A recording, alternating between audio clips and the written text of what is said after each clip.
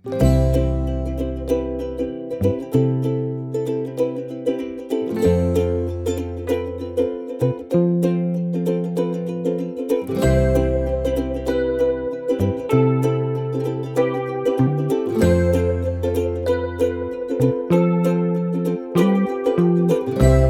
Friends, मैं पीके सिद्धांत स्वागत करता हूँ सभी का केमिस्ट्री बाय सिद्धांत सर पे। प्यारे बच्चों, कैसे हैं आप लोग? All good? सब घर पे ठीक है? मम्मी पापा भाई भाभी सब लोग ठीक है? एकदम रिलैक्स हो जाइए, क्योंकि बच्चों आज हम जो टॉपिक पढ़ने वाले हैं उस टॉपिक का नाम है स्पेक्ट्रोस्कोपी। ये एक टॉपिक नहीं है बच्चों, ये सीरीज ऑफ टॉपिक है। स्पेक्ट्रोस्कोपी एक ऐसा पार्ट है केमिस्ट्री का, बेसिकली तो ये फिजिक्स का पार्ट है, ठीक है? फिजिक्स से इसको केमिस्ट्री में लाया गया। इसके जितने भी इंस्ट्रूमेंटेशन होते हैं, इस पर जितनी भी वर्किंग होती है, वो कोई केमिस्ट्री वाला नहीं करता, ठीक है? हाँ, ये बात है कि आप कल चल के पीएचडी करेंगे तो आपको इन लैब्स का इंचार्ज बना दिया जा सकता है कि जो टेक्नीशियन होते हैं उनके साथ आप रहो, वहाँ काम करो, समझो। लेकिन इसको समझने के लिए इस पर बेसिकली जो काम होता है, जो इसके सुपीरियर होते हैं टेक्निकल, वो जनरली फिजिक्स या टेक्निकल डिपार्टमेंट वाले होते हैं, इंजीनियर्स होते हैं, जिनको इन मशीन्स की जिम्मेदारी दी जाती है ऑपरेट करने की या इंस्टॉल करने की। लेकिन आपको किस तरह से इस टॉपिक को समझना है? इस टॉपिक को तो हम थियोरेटिकली समझते ही हैं, ठीक है? जितने भी आप कहीं भी पढ़ोगे तो लोग आपको थियोरेटिकली तो इस टॉपिक को समझाएंगे ही। मैं इसमें आपको इसके टेक्निकल एस्पेक्ट्स भी बताऊंगा इस टॉपिक का। इस टॉपिक के टेक्निकल एस्पेक्ट को समझने का ये बेनिफिट होगा प्यारे बच्चों कि आपके क्वेश्चंस की जो अंडरस्टैंडिंग होगी वो बहुत जबरदस्त हो जाएगी। बेसिकली आप ये सोचिए कि अगर आपको ये पता चल जाए कि आप जो स्पेक्ट्रोस्कोपी में जो मशीनें काम करती है, वो मशीनें एग्जैक्टली कैसे काम करती हैं, वो मशीनों का जो प्रिंसिपल होता है, उन मशीनों के अंदर काम करने वाला वो प्रिंसिपल किस तरह से रियल लाइफ से कनेक्ट होता है, तो अगर इस चीज को भी आप समझेंगे प्यारे बच्चों, तो आपको इससे जुड़े हुए क्वेश्चंस बहुत इजी वे में आपको समझ में आने लगेंगे। इस टॉपिक को पढ़ने से पहले हम इसके फिजिकल एस्पेक्ट्स को भी समझेंगे और सबको मिला के एक इतनी जबरदस्त स्पेक्ट्रोस्कोपी बनाएंगे बच्चों, ठीक है, कि आप इस टॉपिक से मास्टर हो जाओ। आज के बाद इस टॉपिक से कोई भी आपके पैर हिला ना पाए। आप स्पेक्ट्रोस्कोपी वर्ड बोल दो तो बोर्ड पे ऑटोमेटिक मैटर छपना स्टार्ट हो जाए। मतलब मेरे कहने का ये मतलब है कि मैं आपको इस टॉपिक में उस लेवल तक लेके चला जाऊंगा जहां से इसके क्वेश्चंस आपको 5 सेकंड 10 सेकंड में बनने लगे, ठीक है? जहां से इस टॉपिक से जुड़े हुए जो भी थ्योरीज हैं वो आप मुंह से आप उसको बता दो, क्योंकि आपको उसका फिजिकल और केमिकल दोनों एस्पेक्ट पता हो। प्यारे बच्चों, जनरली इसमें कोई भी टीचर क्या करते हैं, इसके केमिकल एस्पेक्ट बताते हैं, जिससे कि बनने वाला जो क्वेश्चन उसे बनने में मतलब 1 मिनट 2 मिनट टाइम लगता है। अगर इसके फिजिकल एस्पेक्ट के साथ इस टॉपिक को समझा जाए बच्चों, तो आप देखना ये इसको किस तरह से मैं पढ़ाऊंगा, तो आप देखना कि इसमें किस तरह से मैं इसके फिजिकल एस्पेक्ट्स को भी इसमें जोड़ता हूं, क्योंकि मैंने खुद जो है एनएमआर मशीन्स के ऊपर या अलग अलग मशीनों के ऊपर काम किया है, ठीक है? तो इससे काफ़ी सारी चीज़ों को आपको सीखने का मौका मिलेगा। तो बच्चों, हमारा टॉपिक है आज का स्पेक्ट्रोस्कोपी। जैसा कि मैंने कहा कि ये कोई टॉपिक नहीं है, ये बंच ऑफ टॉपिक है। क्यों मैंने कहा इसे एक बंच ऑफ टॉपिक? पर पहले बस बच्चों आप इस स्पेक्ट्रोस्कोपी का मतलब समझिए कि स्पेक्ट्रोस्कोपी क्या है, ठीक है? क्या है, पहले इस बात को मतलब समझिए। और आपको इस क्या है स्पेक्ट्रोस्कोपी, यहीं से सारा पूरा का पूरा स्पेक्ट्रोस्कोपी जो जितनी भी क्लासेस चलने वाली हैं वो सब कुछ आपको अभी समझ में आ जाएगा कि स्पेक्ट्रोस्कोपी होता क्या है, हमें क्या पढ़ना है, इसके क्या यूजेज हैं, वो सब आपको अभी के अभी समझ में आ जाएगा। बच्चों, सबसे पहली बात तो ये है कि स्पेक्ट्रोस्कोपी होता क्या है। इलेक्ट्रोमैग्नेटिक रेडिएशन, इलेक्ट्रोमैग्नेटिक रेडिएशन का हम अटैक करवाते हैं, उसका इंपैक्ट डालते हैं हम किसी स्पीसीज के ऊपर, किसी मैटर के ऊपर, और उस मैटर के ऊपर इलेक्ट्रोमैग्नेटिक रेडिएशन क्या इंपैक्ट डालता है हम इसकी स्टडी करते हैं, और इसी स्टडी को बोलते हैं स्पेक्ट्रोस्कोपी। फिर से समझिए, ये रहा मैटर, ये रहा हमारा इलेक्ट्रोमैग्नेटिक रेडिएशन, इस पे इसने इंपैक्ट डाला, इस पे अटैक किया, इससे इसमें बदलाव हुए, क्या चेंजेज हुए, हमने उसकी स्टडी की और हमारा टॉपिक आया स्पेक्ट्रोस्कोपी। आपके दिमाग में एक सवाल उठा, रुक जाओ सर, आपका दिमाग ने मुझे रोका, आपने कहा कि सर एक बात बताओ सर, अगर स्पेक्ट्रोस्कोपी यही है तो फिर एनएमआर होता है सर, मास होता है, चलो मास को साइड रखो सर, एनएमआर होता है, यूवी होता है, आईआर होता है, मॉसबार होता है, ईएसआर होता है, और मास भी होता है। मास स्पेक्ट्रोस्कोपी नहीं, अलग टॉपिक है, मास स्पेक्ट्रोमेट्री है। तो सर चलो मास को छोड़ दो, एनएमआर, आईआर, यूवी, ईएसआर, ठीक है? ये क्या है सर फिर, ये सब आखिर क्या है ये? आपने तो बोला स्पेक्ट्रोस्कोपी में मैटर के ऊपर जो हम इलेक्ट्रोमैग्नेटिक रेडिएशन का अटैक करवाते हैं। अगर ऐसा होता तो एक टॉपिक होना चाहिए, जब इलेक्ट्रोमैग्नेटिक रेडिएशन एक है, मैटर एक है, तो टॉपिक भी तो एक होना चाहिए, फिर क्यों हम अलग अलग टॉपिक्स को पढ़ते हैं? बहुत अच्छा सवाल। जो जितना पढ़ेगा उसके दिमाग में उतने सवाल आएंगे, जो नहीं पढ़ेगा उसके दिमाग में कोई सवाल नहीं आएगा। ये सवाल अगर आपके दिमाग में आ रहा है तो या तो आप चीजें जानते हैं, या तो फिर आपके दिमाग में चीजें कोलैप्स कर रही है कि हाँ सर बात तो सही है। आपने कहा कि इलेक्ट्रोमैग्नेटिक रेडिएशन मैटर के ऊपर इंपैक्ट करता है, उसके ऊपर इंसिडेंट करता है, इससे मैटर के अंदर चेंजेज होते हैं और उन चेंजेस की स्टडी को हम कहते हैं स्पेक्ट्रोस्कोपी। लेकिन इसके अंदर इतने सारे पार्ट्स क्यों हैं? सही सवाल है। पार्ट्स इसके अंदर इसलिए हैं बच्चों, क्योंकि ये जो इलेक्ट्रोमैग्नेटिक रेडिएशन जब वो सोर्स से निकलता है तो वो एक टाइप का होता ही नहीं है। वो एक टाइप का होता ही नहीं है। जब वो एक टाइप का होगा ही नहीं तो उसका इंपैक्ट कैसे एक टाइप का हो जाएगा? और जब उसके इंपैक्ट अलग अलग अलग अलग होंगे तो उन्हीं से टॉपिक भी अलग अलग अलग अलग बनेगा। बात समझ रहे हैं? Hello dear friends, chemistry by Siddhant आप सभी के लिए लेकर आया है very advance and futuristic batch for CSI JRF net and gate 2026।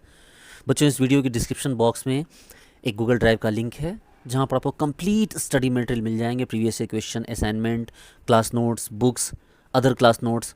बच्चों, यहाँ पर जो आपको क्लास नोट्स मिलेंगे ये वो क्लास नोट्स होंगे जिनके बिहाफ पे जो एप्लीकेशन पे क्लासेज चली हैं, वीडियो क्लासेज, उनके जो नोट्स होंगे बच्चों वो यहाँ पर आपको प्रोवाइड कर दिए जाएंगे। ठीक है बच्चों, ये बहुत इंपॉर्टेंट बैच है, आप बने रहिए। ये बैच आपके लिए बिल्कुल लाइफ चेंजिंग होने वाला है, क्योंकि इस बैच के साथ सबसे बड़ी खासियत ये है कि इस बैच में आपको with 10 days 100% free refund policy को यूज़ किया गया है। यानी कि आप 10 डेज तक जो है बच्चों, अगर आपको कोर्स पसंद नहीं आता है किसी भी कंडीशन में, तो आप 100% फीस रिफंड ले सकते हैं। ठीक है, इसके साथ आपको कंप्लीट टेस्ट सीरीज आपको प्रोवाइड कर दी गई है। इसके अलावा आपको कंप्लीट फ्री स्टडी मटेरियल जो बच्चों वो दिया गया है, और ये सभी कुछ जो है वो एक लीगल बॉन्ड पेपर पर मेंशन किया गया है। बच्चों, this is me, chemistry by Siddhant, doctor PK Siddhant sir, JRF and gate. And chemistry by Siddhant एक यूट्यूब चैनल है और साथ में एक एंड्रॉयड प्ले स्टोर एप्लीकेशन भी है, an academy of CSI net JRF gate and IIT JEM। Okay, in chemical science. बच्चों, ये एक एग्रीमेंट पेपर यानी एक बॉन्ड पेपर है। इस बॉन्ड पेपर की खासियत आप देख सकते हैं कि ये जो बॉन्ड पेपर है बच्चों, इस बॉन्ड पेपर को NCT में इशू करवाया गया है। ठीक है, दिल्ली में। आप देख सकते हैं यहाँ मेरा नाम अवेलेबल है।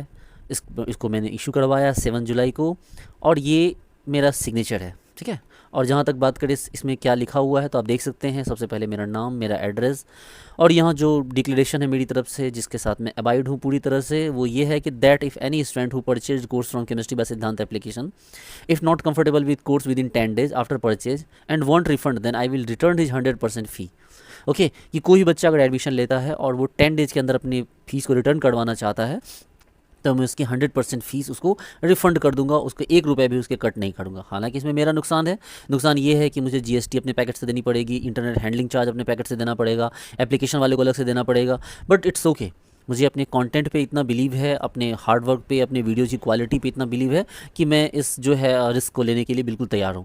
और आपको बिल्कुल आप इस चीज़ के लिए एश्योर्ड रहिए कि अगर आपको फ़ीस वापस चाहिए होगी तो वो फीस मैं आपको वापस करूँगा बिना किसी क्वेश्चन के। हाँ, एक छोटी सिचुएशन ये है कि आपको स्टूडेंट को क्या करना है, बस 10 घंटे का वॉच टाइम वहाँ दिखा देना है। क्योंकि मान लिया ऐसे स्टूडेंट भी आ जाएँ जो केमिस्ट्री से उनका दूर दूर तक कोई वास्ता ना हो, ऐसे बच्चे एडमिशन लें फिर एडमिशन कैंसिल करें, तो ऐसे बच्चों के लिए मेरे पैसे वेस्ट हों, ये तो अच्छी बात नहीं है। इसलिए मैंने दिया है कि किसी भी स्टूडेंट को रिफंड के लिए 10 आवर का जो वॉच टाइम है वो कंप्लीट होना चाहिए। ठीक है, चलो कोई ना, 10 आवर 10 डेज में 10 आवर कोई बहुत बड़ा डील नहीं है, कोई बहुत बड़ी डील नहीं है 10 डेज में 10 hour. Okay, second that I will provide following facilities to student during his course tenure. क्या क्या कोर्स टेन्यूर में उनको दूंगा? 700+ hour total video content of course. ठीक है, कि 700 घंटे से ज़्यादा का उनको कंटेंट दूंगा मैं। Previous year question video solution, previous year question की वीडियो सॉल्यूशन मिलेगी उन्हें। PDF ऑफ क्लास नोट्स, ठीक है, PDF ऑफ क्लास नोट्स मिलेगा उन्हें, वो तो खैर मैं आपको अभी दे दूंगा। कंप्लीट टेस्ट सीरीज मिल जाएगी बच्चों, वो मैं आपको अभी प्रोवाइड कर दे रहा हूँ। Assignment of PYQ and PDF ये भी मैं आपको अभी दे रहा हूँ। Chemistry books in PDF format ये भी मैं आपको अभी दे रहा हूँ। That I will return 100% fees with gift to successful student. ठीक है, मैं जो भी स्टूडेंट सक्सेसफुल होंगे उनको मैं 100% फी रिफंड करूँगा और साथ में उनको गिफ्ट दूंगा। खैर ये तो जब बच्चे सक्सेसफुल हो जाएंगे तो वो ऐसे ही लखपति बन जाएंगे, उनके लिए ये थोड़ी बहुत फीस रिटर्न का कोई सेंस नहीं बन जाता, बट मैं अपने वर्ड पे कायम रहूँगा। That I will provide full support in government job selection of student for 5 year और लाइफ टाइम बेस्ट सब्सक्राइबर। जो भी लॉन्ग टर्म बच्चे जुड़ेंगे उनको लाइफ टाइम जो है मैं सपोर्ट प्रोवाइड करूँगा, चाहे इंटरव्यू के लिए हो, चाहे किसी भी टाइप का सपोर्ट चाहिए वो मैं प्रोवाइड करूँगा। This is my signature. ठीक है, ओके बच्चों, यहाँ से बात करते हैं अपने कोर्स के ऊपर। ठीक है, सबसे पहले कोर्स में आता है मेरा ऑर्गेनिक केमिस्ट्री। बहुत ही बेहतरीन ढंग से पढ़ाया गया बच्चों। 10 सेकंड में क्वेश्चन ब्रेक करना सिखाया गया, किस तरह से आप बड़े से बड़े क्वेश्चन को 10 सेकंड में ब्रेक कर सकते हैं। इसके अलावा बच्चों इनऑर्गेनिक केमिस्ट्री सिखाई गई है। इनऑर्गेनिक केमिस्ट्री में भी आपको इसी तरह से डीप अंडरस्टैंडिंग दी गई है ताकि आप बिल्कुल देखते ही क्वेश्चन को आप कर दें। इसके अलावा बच्चों फिजिकल केमिस्ट्री प्रोवाइड की गई है। Physical chemistry mathematical approach use किया गया है और बहुत आराम से सिखाया गया ताकि ऑर्गेनिक मतलब चाहे बायो बैकग्राउंड के बच्चे हो चाहे मैथ बैकग्राउंड के बच्चे उन्हें पूरी तरह से बात समझ में आ जाए। एक बात मैं और बता देना चाहूँगा बच्चों, यहाँ पे आपको ऑलमोस्ट अभी लगभग 400 घंटे की वीडियो प्रोवाइड की जा रही है। 400 घंटे की वीडियो बनाना उसे काफ़ी टाइम लगता है। बाकी की लगभग यहाँ पर 300 घंटे का वीडियो और ऐड होना है, मतलब 60-65% सिलेबस हो चुका है। कुछ वीडियो और बनने हैं तो वो करके आपको आई थिंक अक्टूबर के फर्स्ट वीक तक आपको कंप्लीट सिलेबस आपको पूरा कर दिया जाएगा। यानी यहाँ से 2.5 से 3 महीने का टाइम मुझे और चाहिए ताकि बाकी का सिलेबस में कंप्लीट कर सकूँ। तो आप साथ के साथ पढ़ते जाइए, बाकी का सिलेबस अपना कंप्लीट होता रहेगा। इसके अलावा बच्चों बात करते हैं स्पेक्ट्रोस्कोपी। बहुत ही ढंग से पढ़ाई गई स्पेक्ट्रोस्कोपी ताकि आपको किसी भी तरह कोई डाउट इसमें ना बचा रह जाए। इसके बाद कुछ चैप्टर्स की बात करें बच्चे, जैसे हमारे पास जीओसी है, बायोऑर्गेनिक केमिस्ट्री है, पेरीसाइक्लिक केमिस्ट्री है, stereo chemistry, reagents, reaction mechanism, photo chemistry, organometric chemistry, quantum chemistry, electrochemistry, nuclear chemistry, advance group theory, chemistry व सिद्धांत की तरफ से thermodynamics, chemical kinetics, mass spectrometry, IR spectroscopy, 1H NMR, 13C NMR, inorganic NMR। बच्चों ये सारे courses आपको बहुत ही एडवांस लेक्चर रिकॉर्ड किए गए जहाँ पर पूरा भर के प्रीवियस ईयर क्वेश्चंस को यूज़ किया गया है। ठीक है, बहुत कायदे से आपको सारे क्वेश्चंस करवाए गए हैं ताकि किसी भी तरह का कोई डाउट आपके लिए बच ना जाए। अच्छा, बात करते हैं बच्चों आपको फुल टेस्ट सीरीज के ऊपर। टेस्ट सीरीज बहुत ही आपको सारे टेस्ट सीरीज अभी प्रोवाइड कर दिए गए हैं। टेस्ट सीरीज 2 पार्ट में होंगे, एक होगा बच्चों चैप्टर वाइज टेस्ट और एक होगा आपको full length test. Chapter wise test आपको अभी के अभी प्रोवाइड कर दिया गया है, फुल लेंथ टेस्ट आपको कुछ दिन में प्रोवाइड कर दिया जाएगा। चूँकि अभी आप पढ़िए, चैप्टर टेस्ट दीजिए और फुल लेंथ टेस्ट भी आपको प्रोवाइड कर दिया जाएगा। देखिए चैप्टर वाइज टेस्ट में हमने लगभग सारे टेस्ट अपलोड कर दिए, जैसे ये देख सकते हैं बहुत सारे टेस्ट हैं जो अपलोड किए हुए हैं। ओके, इसके बाद बच्चों बात करते हैं इसके सब्सक्रिप्शन की। बच्चों 6 मंथ की जो सब्सक्रिप्शन होगी, ठीक है, 6 मंथ में ये सारी फैसिलिटी आपको प्रोवाइड होंगी। High quality video, previous year question solution, updated and advance syllabus, full test series, free study material. ठीक है बच्चों, ये जो 6 मंथ का जो कोर्स होगा बच्चों, ये हो जाएगा आपको 3599। ठीक है, 3599 का कोर्स फी जो होगा बच्चों 6 मंथ के लिए हो जाएगा। 1 मंथ जो 1 ईयर है बच्चों 12 मंथ, वहाँ भी लगभग सब कुछ सेम ही है। ठीक है, सब कुछ सेम ही है। इसकी जो फीस होगी बच्चों वो होगी 4599। ठीक है, ओके। इसके अलावा बच्चों 3 ईयर सब्सक्रिप्शन। 3 ईयर सब्सक्रिप्शन में एक एक्स्ट्रा चीज़ ये है कि यहाँ पर access to all new batches, इस 3 साल में जितने भी नए बैचेज बनेंगे सभी में आपको एक्सेस दिया जाएगा। और इसकी जो फीस है बच्चों वो है 7999। ठीक है, ये इसकी फ़ीस है। और सबसे लास्ट में जो मास्टर बैच है हमारा लाइफ टाइम सब्सक्रिप्शन, इसकी मिनिमम सब्सक्रिप्शन 10 ईयर की होगी, बाद में फिर से और एक्सटेंड किया जाएगा आपकी रिक्वेस्ट पे। ठीक है, तो इस बैच की जो फीस होगी वो होगी 11999। इस बैच की जो फीस होगी बच्चों 11999, ये फीस होगी इसकी। ओके, इसके अलावा बच्चों असिस्टेंट प्रोफेसर के हमारे पास बैच है जिसकी फ़ीस होगी 5100 रुपीज़ और इसकी जो वैलिडिटी होगी वो 1 साल की होगी। इसके अलावा बच्चों फैकल्टी के लिए बैच दिया गया है, बैच फैकल्टी प्रोग्राम। इस बैच की भी जो फीस है बच्चों वो 5100 रुपीज़ है और इसकी भी वैलिडिटी 1 ईयर की होगी। हालांकि ऐसे किसी भी स्टूडेंट के लिए मेरा सजेशन है कि वो लाइफ टाइम सब्सक्रिप्शन बैच ले लें। और बच्चों ये रहा वापस से एग्रीमेंट पेपर। ठीक है, तो ये सब कुछ मैंने यहाँ प्रोवाइड कर रखा है। बच्चों जहाँ तक बात करें कि यहाँ पर कैसे आपको चीज़ें प्रोवाइड की जाएगी, तो आपको मैं सजेस्ट करना चाहूँगा आप सबसे पहले डिस्क्रिप्शन बॉक्स में जाइए। डिस्क्रिप्शन बॉक्स में सबसे पहले तो आपको जो है वो एक गूगल ड्राइव का मिलेगा आपको लिंक। सबसे पहले आपको ड्राइव का लिंक मिलेगा, उस ड्राइव के लिंक पे आपको कंप्लीट स्टडी मटेरियल आपको वहाँ पर मिल जाएंगे। आप उसे डाउनलोड कीजिए और डाउनलोड करके आप उसे अपने पास सेव रखिए। कंप्लीट स्टडी मटेरियल आपको वहाँ उस गूगल ड्राइव के लिंक पे मिल जाएंगे। ओके, नंबर 2 में आपको मिल जाएगा हमारा व्हाट्सएप का ग्रुप। व्हाट्सएप का हमारा ग्रुप मिल जाएगा, व्हाट्सएप ग्रुप का लिंक मिल जाएगा, WhatsApp group link. WhatsApp group के लिंक पे आप क्लिक करेंगे बच्चों और हमारे व्हाट्सएप ग्रुप से जुड़ जाइए। यहाँ पर जितने भी बच्चे हैं उनको मतलब खैर ये एक अलग ग्रुप है, क्योंकि जब आप एडमिशन लेंगे बच्चों, जब आप एडमिशन लेंगे तो वहाँ आपको अलग व्हाट्सएप ग्रुप में डाला जाएगा। ये व्हाट्सएप ग्रुप तो एक नॉर्मल व्हाट्सएप ग्रुप है एडवर्टीजमेंट वगैरह के लिए या मेरे से कॉन्टैक्ट के लिए, लेकिन आपको व्हाट्सएप ग्रुप बना के उसमें जब आप सिलेबस परचेज करेंगे तो वहाँ जो व्हाट्सएप ग्रुप बनाया जाएगा उस व्हाट्सएप ग्रुप में आपको कंप्लीटली इस तरह से मैनेज किया जाएगा कि आपको वहाँ जितने भी क्वेश्चन आप डालेंगे, यहाँ हमारे पास फैकल्टी होंगे, डाउट फैकल्टी, वो आपके डाउट सॉल्व किया करेंगे। इसके अलावा बच्चों हमारे पास केमिस्ट्री बाय सिद्धांत के एप्लीकेशन का लिंक डाला हुआ है जो सबसे इंपॉर्टेंट है। आप एप्लीकेशन के लिंक पे क्लिक कीजिए, लिंक पे क्लिक करके आप इसको डाउनलोड कीजिए केमिस्ट्री बाय सिद्धांत को। हालांकि आप इसे डायरेक्टली प्ले स्टोर पे भी सर्च कर सकते हैं और डाउनलोड कीजिए, और डाउनलोड करके आप इसे लॉगिन कीजिए, लॉगिन करके हमारे कोर्स को परचेज कीजिए। बिल्कुल भरोसे के साथ कीजिए कि अगर आपको कोई प्रॉब्लम हुई तो हम आपको 10 डेज में आपका कोर्स का जो फी है वो वापस कर देंगे। 10 डेज के 11 डे में भी कर देंगे। हमारे लिए पैसा इंपॉर्टेंट नहीं है, हमारे लिए आपका रिजल्ट और ये जो ट्रस्ट जो हमारे बीच बिल्ड हो रहा है ये सबसे इंपॉर्टेंट है। ठीक है, इसके अलावा बच्चों हमारे पास जो टेलीग्राम का लिंक है वो भी आपको वहाँ पर डाला हुआ है। इसके अलावा आप मुझे जो है इंस्टाग्राम पे भी फॉलो कर सकते हैं, खैर वो एक छोटी मोटी बात है। तो डियर फ्रेंड्स, आप एक बार गूगल ड्राइव पे जाइए, आपको वहाँ सारी चीज़ें मिल जाएंगी और आप एप्लीकेशन को डाउनलोड कर लीजिए। डाउनलोड करके आप कोर्स को परचेज कीजिए और पढ़ना स्टार्ट कीजिए और इस वीडियो को अपने ज़्यादा से ज़्यादा फ्रेंड्स तक शेयर कीजिए। ठीक है, ये एग्रीमेंट पेपर आपके पास रहेगा, ये जो बॉन्ड पेपर ये आपके पास रहेगा, ताकि हम लोगों के बीच जो ट्रस्ट इशू है वो सिर्फ एक जो ट्रस्ट है वो सिर्फ मतलब स्पोकन के फॉर्म में ना हो, ओरल ना हो, ठीक है, ये बिल्कुल आपको एक रिटन फॉर्म में हो। बाकी सारी चीज़ें आपको अवेलेबल जैसा मैंने बोला है वैसे ही की जाएगी। Okay dear students, thank you so much. देखिए, जैसे मान लो कि सपोज कीजिए कल चल के आपकी शादी होती है, ठीक है, मान लो कल चल के आपकी शादी होती है और आपके मान लो हो गए 6 बच्चे, आपके हुए 6 बच्चे, मान लो आपके 6 बच्चे हुए। बोलो सर इतने नहीं, चलो ठीक है, मान लो, मानने में क्या जाता है, मान लो आपके 6 बच्चे हुए, तो ये सारे बच्चे हैं तो आप ही के, लेकिन 6 के 6 अलग अलग हो गए। एक बन गया डॉक्टर, एक बन गया इंजीनियर, एक बन गया प्रोफेसर, एक बन गया साइंटिस्ट, एक बन गया रेलवे का, मतलब रेलवे का लोको पायलट बन गया, एक IAS ऑफिसर बन गया। मान लो ये 6 लोग हैं, 6 अलग अलग हैं, तो क्या ये समाज के ऊपर सिमिलर इंपैक्ट डालेंगे? नहीं। डॉक्टर अलग इंपैक्ट डालेगा, इंजीनियर अलग इंपैक्ट डालेगा, IAS अफसर अलग इंपैक्ट डालेगा, लोगो पायलट होगा वो अलग इंपैक्ट डालेगा, प्रोफेसर अलग इंपैक्ट डालेगा, जितने होंगे वो सभी अलग अलग इंपैक्ट डालेंगे, जबकि हैं तो सारे आप ही के बच्चे। तो सबकी केस स्टडी अलग अलग होगी।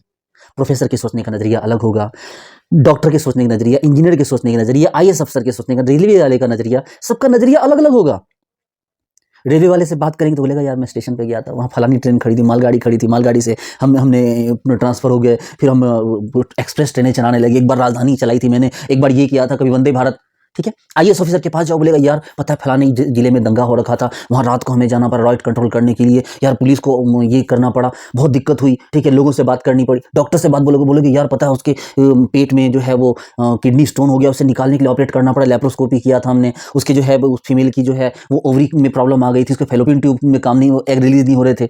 आप समझ रहे हो? इंजीनियर के पास जो बोले यार फलाना जो पुल है ना, वो पुल ऐसे बनाऊंगा कि ये पुल जो है बिल्कुल यू शेप का जो पुल होगा, यू चाइना से अच्छे पुल बनाऊंगा।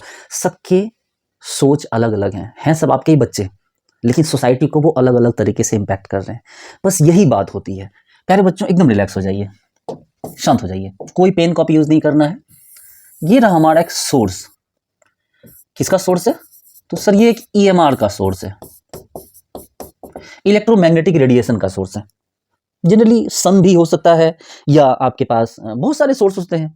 सोर्स जो है फिजिकल सोर्स हो सकते हैं, लैब में इसके सोर्स हो सकते हैं। मेरे दुलारे बच्चों, चलो मान लो ये सन भी हो सकता है या कोई और सोर्स हो सकता है, कोई फिजिकल सोर्स जो हमने अपने लिए तैयार कर रखा है अपनी मशीन के लिए। प्यारे बच्चों, सबसे पहले इससे एक रेडिएशन निकला, एकदम खतरनाक, एकदम लो वेवलेंथ का था और फ्रीक्वेंसी एकदम से हाई। अब ये मत पूछना मेरे से कि सर फ्रीक्वेंसी क्या होती, प्लीज ये अपने क्लास 11 12 में 10th में तो पढ़ा ही होगा, 11 12 में तो पढ़ रखा होगा। इस वेव की, इससे जो इलेक्ट्रोमैग्नेटिक रेडिएशन निकला मेरे दुलारे बच्चों, उसकी फ्रीक्वेंसी खतरनाक रूप से हाई, जो सामने आया छेद करके निकल गया, तोड़ के निकल गया, फोड़ के निकल गया, होल करके निकल गया, एकदम खतरनाक। इसकी एनर्जी बहुत हाई, फ्रीक्वेंसी बहुत हाई और वेवलेंथ बहुत छोटा सा। नाम पड़ा इसका गामा रे। क्या नाम पड़ा इसका? नाम पड़ा गामा रे। Very good. दूसरी निकली यहां से,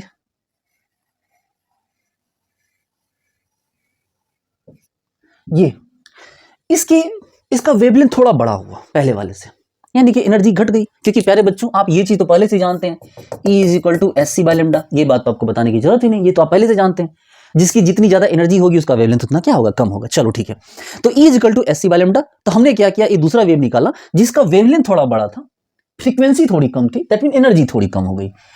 इसका नाम पड़ गया बच्चों, क्या नाम पड़ा इसका नाम पड़ा एक्सरे। चलो ठीक है, तीसरा रेडिएशन निकला इससे,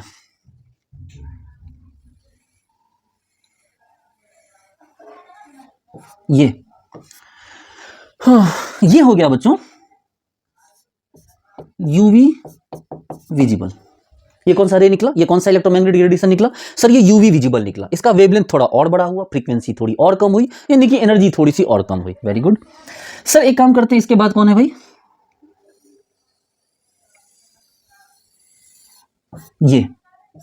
ये कौन है बच्चों? ये है माइक्रोवेव। क्या है प्यारे बच्चों? ये है माइक्रोवेव। ठीक है, इसका वेवलेंथ थोड़ा और बड़ा, एनर्जी थोड़ी और कम, फ्रीक्वेंसी थोड़ी और कम। चलो नहीं, पहले माइक्रोवेव नहीं है ये बच्चों, ये है हमारा कौन? माइक्रोवेव थोड़ी देर बाद आना है। अभी कौन है बच्चों? तो ये हमारा है इंफ्रारेड। कौन है बच्चों? तो ये हमारा पहले आ गया इंफ्रारेड। रिलैक्स हो जाइए, ठीक है। देखिए उसके बाद कौन आया फिर?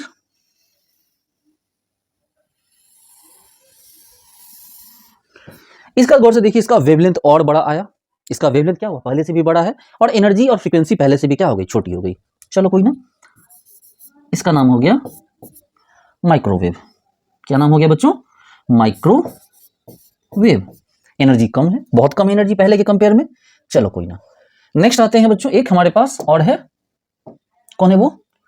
तो ये है बच्चों, ये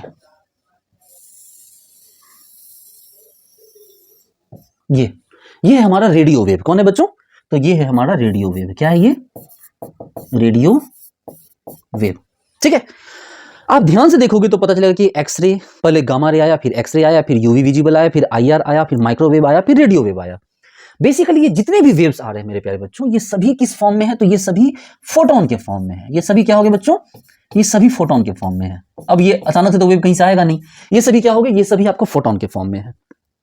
अब हमने इनके सामने कोई स्पीसीज रखी, हमने क्या किया? इनके सामने कोई स्पीसीज रखी, हमने क्या किया? इनके सामने कोई स्पीसीज रखी। ठीक है, इनके सामने क्या किया? हमने कोई स्पीसीज रखा। तो आपको क्या लगता है, ये जितने भी रेडिएशन है, इलेक्ट्रोमैग्नेटिक रेडिएशन, ये उन स्पीसीज के साथ एक जैसा बर्ताव करेंगे? नहीं, बिल्कुल नहीं। ये सबके साथ अलग अलग बिहेव करेंगे, और यहीं से हमारे स्पेक्ट्रोस्कोपी का पार्टीशन स्टार्ट हो जाएगा, यहीं से हमारी स्पेक्ट्रोस्कोपी डिफरेंट हो जाएगी। यानी कि अब बात समझिए बच्चों, जब गामा रे पार्टिंग किसी स्पीसीज पर अटैक करेगा, अटैक करते ही तोड़ देगा उसको, उसके बॉन्ड को ही ब्रेक कर देगा। सबसे ज्यादा एनर्जेटिक है, बहुत खतरनाक है, किसी भी मैटर पे पड़े उसकी धज्जी उड़ जाएगी। इंसान सामने पड़ जाए गामा रे के, इंसान खत्म हो जाएगा। अगर गामा रे का एक्सपोजर इंसान थोड़ा देर झेल जाता है, वो आपने पढ़ा है ना, वो हल्क वाला याद है आपने? मतलब देखी होगी ना। अरे वो ठीक है ना, मुझे याद नहीं आ रहा, जो फिल्म होती है, ठीक है ना, क्योंकि मुझे फिल्मों का उतना शौक नहीं है, लेकिन हल्क ने, याद है हल्क की जो मूवी आई थी, उसमें कहा था ना, मेरी बॉडी में गामा रेडिएशन दौड़ता है, इस चुटकी को मुझे बजाने दो। वो जो क्या था, वो आर्मर था ना, जिसपे कि 5 स्टोन लगे हुए थे, 6 स्टोन लगे थे, तो उसको क्या बोला उसने, हल्क ने, कि ये मुझे चलाने दो, मैं चुटकी बजाऊंगा। क्यों? क्योंकि ये गामा रे से बना, और मेरी बॉडी भी क्या है, गामा रेडिएशन से बनी है। और उससे पहले भी हल्क ने क्या किया था, हल्क का जो खून गिरा था, जिसकी वजह से, मतलब वो एक सीन था, ठीक है, ये सब मैंने इस पे भी देखा है, मतलब रील्स में देखें ये चीजें, लेकिन वो फिल्म मैंने देखी थी प्रॉपर, जो उसका नाम मैंने पहले लिया। तो ये क्या हो गया, गामा रे बहुत खतरनाक होता है, सामने वाले की धज्जियां उड़ जाएंगी। अगर किसी पे गामा रे पॉइंट करके चला दिया जाए ज्यादा देर तक, तो वो खत्म हो जाएगा।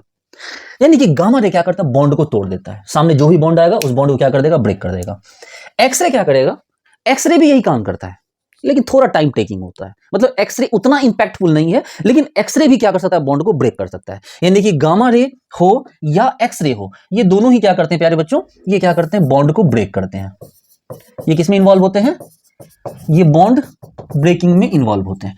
आप देखो, गामा रे तो भाई बहुत खतरनाक है, आप तो समझिए कि गामा रे सामने पड़ने वाली किसी भी चीज को तोड़ फोड़ के बराबर कर देगा। ठीक है, एक्सरे भी खतरनाक है। आपने कभी डॉक्टर के पास जाके आप एक्सरे करवाने गए हो? कभी आपने देखा है कि एक्सरे करने के टाइम में जो लैब टेक्नीशियन होता है या डॉक्टर होता है, वो कभी एक्सरे रूम के अंदर हो? आपको तो बोल दिया जाएगा कि भाई एक्सरे से कुछ नहीं होगा, टेंशन मत लो, एक्सरे से कुछ नहीं होगा, लेकिन असल में होता है, तभी तो वो वहां से भाग जाता है। कभी देखा है किसी लैब टेक्नीशियन को एक्सरे रूम के अंदर रहते हुए? कभी नहीं रहेगा, वो एक शीशा वाले दरवाजे के उल्टी साइड रहेगा, वो कभी भी एक्सरे के सामने वाली साइड नहीं रहेगा। अगर एक्सरे, मान लो अगर यहाँ पर लैब टेक्नीशियन बैठा हुआ कुर्सी लगा के, ये शीशा लगा हुआ है, तो एक्सरे की मशीन यहाँ लगी होती है, यहाँ से एक्सरे की मशीन जाती है और इंसान यहाँ खड़ा होता है और यहाँ उसकी फिल्म बनती है। ये लैब टेक्नीशियन हमेशा यहाँ बैठा होता है, ये लैब टेक्नीशियन यहाँ कभी नहीं बैठ सकता है, कभी भी ये लैब टेक्नीशियन यहाँ नहीं बैठेगा, ये लैब टेक्नीशियन हमेशा यहाँ बैठे। को पता है कि वो एक्सरे के सामने नहीं बैठ सकता, और सही भी है। अगर वो एक्सरे के सामने बैठेगा रेगुलरली, अगर उसे एक्सपोज होगा, तो इससे उसको गंभीर नुकसान हो सकते हैं, बहुत हजारडस होता है एक्सरे भी, लेकिन कम इंपैक्ट, मतलब इसका इंपैक्ट थोड़ा कम है, कभी कभी करवाने से इतना नुकसान नहीं होता है। खैर, वो एक अलग चीज है। अब बात करते हैं हम लोग यूवी विजिबल की। ये तो समझिए, गामा रे हो चाहे एक्सरे हो, ये बॉन्ड तोड़ने काम करता है, गामा तुरंत ये काम करता है, एक्सरे थोड़ा लेट से ये काम करता है। चलो अब बात करते हैं यूवी विजिबल की। अगर यूवी विजिबल की बात करें प्यारे बच्चों, तो यूवी विजिबल क्या होता है, इसको हटा दो भी सबको, ये तो आप बात तो समझ ही गए ना। यूवी विजिबल क्या होता है प्यारे बच्चों? तो यूवी विजिबल ये होता है सर, कि ये बॉन्ड तो ब्रेक नहीं कर सकता, क्योंकि आप देख रहे हो कि इसकी फ्रीक्वेंसी कम है, एनर्जी कम है, तो ये बॉन्ड को ब्रेक नहीं कर सकता। तो ये क्या करेगा? तो सर ये क्या करेगा ना सर, ये करेगा ऐसा कि यूवी क्या करेगा कि जो इलेक्ट्रॉन आपको किसमें, होमो में होगा, उसको उठा के ये कहां लेके चला जाएगा, लूमो में चला जाएगा। मतलब कि यूवी विजिबल के आने से जो इलेक्ट्रॉन होमो में प्रेजेंट है बच्चों, जो इलेक्ट्रॉन होमो में प्रेजेंट है, वो कहां चला जाएगा, वो चला जाएगा आपको लूमो में। यानी जो इलेक्ट्रॉन यहां था, वो इलेक्ट्रॉन कहां चला जाएगा, वो इलेक्ट्रॉन देखिए जैसे यूवी लाइट पड़ा, ये कहां चला गया, ये चला गया किसमें, लूमो में।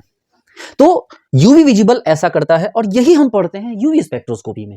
जब हमें यूवी स्पेक्ट्रोस्कोपी पढ़ना होता है प्यारे बच्चों, तो हम यही पढ़ते हैं कि इलेक्ट्रॉन का ट्रांजिशन होमो से लूमो में करवा दिया जाए। यही पढ़ते हैं किसमें, यूवी विजिबल स्पेक्ट्रोस्कोपी में।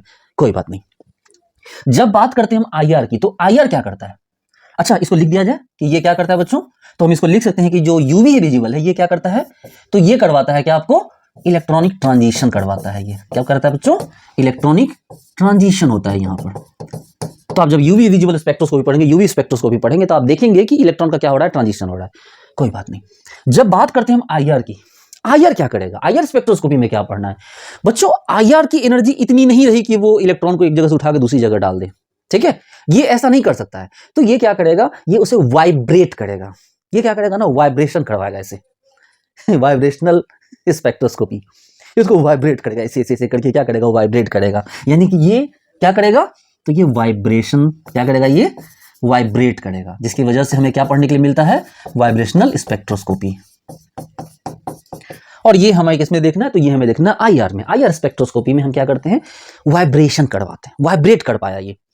बात करें माइक्रोवेव की, माइक्रोवेव ने क्या किया, तो माइक्रोवेव के पास अब इतना पावर नहीं, इससे भी कम पावर है, ये इससे भी कम पावर रखता है, तो ये अब वाइब्रेट भी नहीं करवा सकता है, ये रोटेट करवा सकता है। देखो वाइब्रेट करवाना ज्यादा मुश्किल है, किसी इंसान को पकड़ के ऐसे ऐसे वाइब्रेट करना मुश्किल है, रोटेट करना आसान, उसके एक साइड में धक्का मारो तो ऑटोमेटिक घूम जाएगा।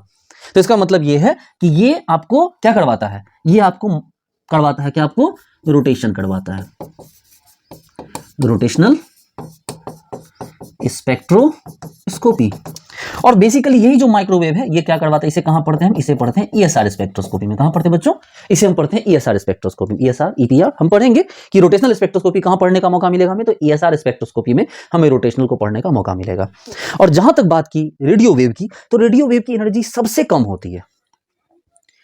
हम चारों तरफ से रेडियो वेव से घिरे हुए हैं बच्चों, मोबाइल का जो पूरा नेटवर्क है वो सब रेडियो वेव ही तो है, हम चारों तरफ रेडियो वेव से घिरे हुए हैं, ठीक है। एनर्जी बहुत कम होती है तो हमें इतना नुकसान नहीं होता, नुकसान तो है। अब आप मोबाइल के टावर पे चढ़ के दिन 2-4 दिन रह जाओगे तो ऑब्वियसली नुकसान तो होगा ही। आपको पता है कि इसके भले कितना भी मना किया जाएगा, रेडियो वेव के इम्पैक्ट से मधुमक्खियों पे इम्पैक्ट पड़ा। आप देखो ना, पहले हमारे गांव में जो मधुमक्खियां होती थी वो मतलब छत्ते लगाती थी, ठीक है, लेकिन वो मधुमक्खियों क्या हो गया, रेडियो वेव से उनको काफी इम्पैक्ट पड़ा, ठीक है, काफी इम्पैक्ट पड़ा। और जिसकी वजह से अब बोलोगे सर ये चीजें मना क्यों करते हैं, मना इसलिए करते हैं क्योंकि अगर ये मना नहीं करेंगे तो इस पे मतलब लोगों को ये पॉइंट, मान लो इस पे इससे पॉइंट मिलेगा लोगों को इनका विरोध करने का, फिर कहीं ना कहीं डेवलपमेंट जो होगा वो थोड़ा सा रिस्ट्रिक्ट होगा।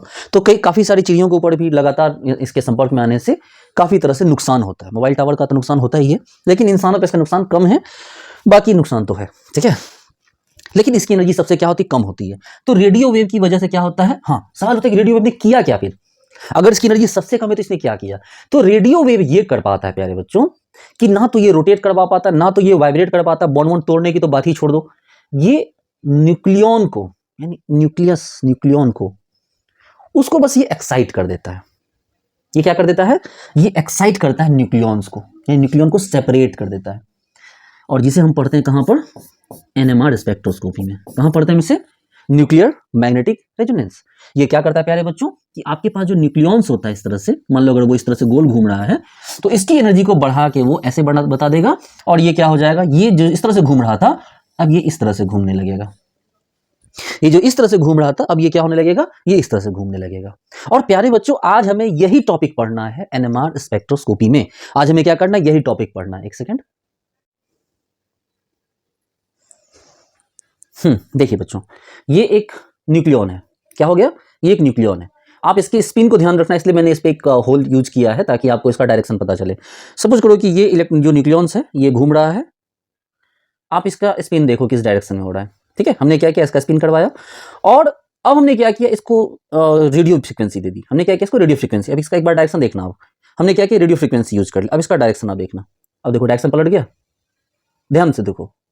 अरे मान लो ना कि हमने, आप बोले सर आप तो मोटर में सर बैटरी लगा के चेंज कर रहे हो, चेंज कर रहा हूँ, लेकिन आपको बात भी तो समझा रहा हूँ ना कि हमने रेडियो फ्रीक्वेंसी मान लो नहीं दी है, सपोज रेडियो फ्रीक्वेंसी नहीं दी, ये इस तरह से घूम रहा है, लेकिन जैसे हमने इसको रेडियो फ्रीक्वेंसी दी अब इसका क्या हो जाएगा, गौर से देखो। अब आप बोलोगे कि सर आप कहना क्या चाहते हो, मैं समझा रहा हूँ, डोंट वरी, चीजें आपको सारी बातें समझ में आ जाएंगी, चिंता मत करो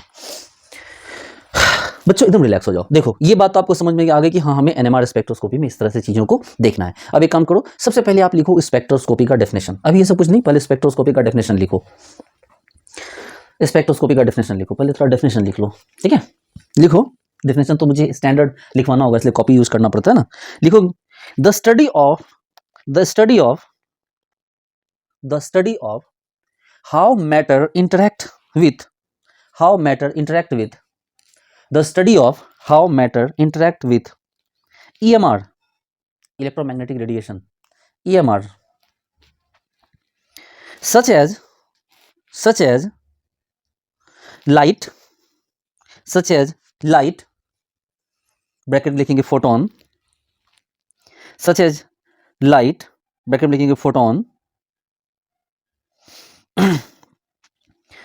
फुल स्टॉप लगाइए. It involves analysing the spectrum of light emitted, it involves analysing the spectrum of light emitted और एब्जॉर्ब्ड,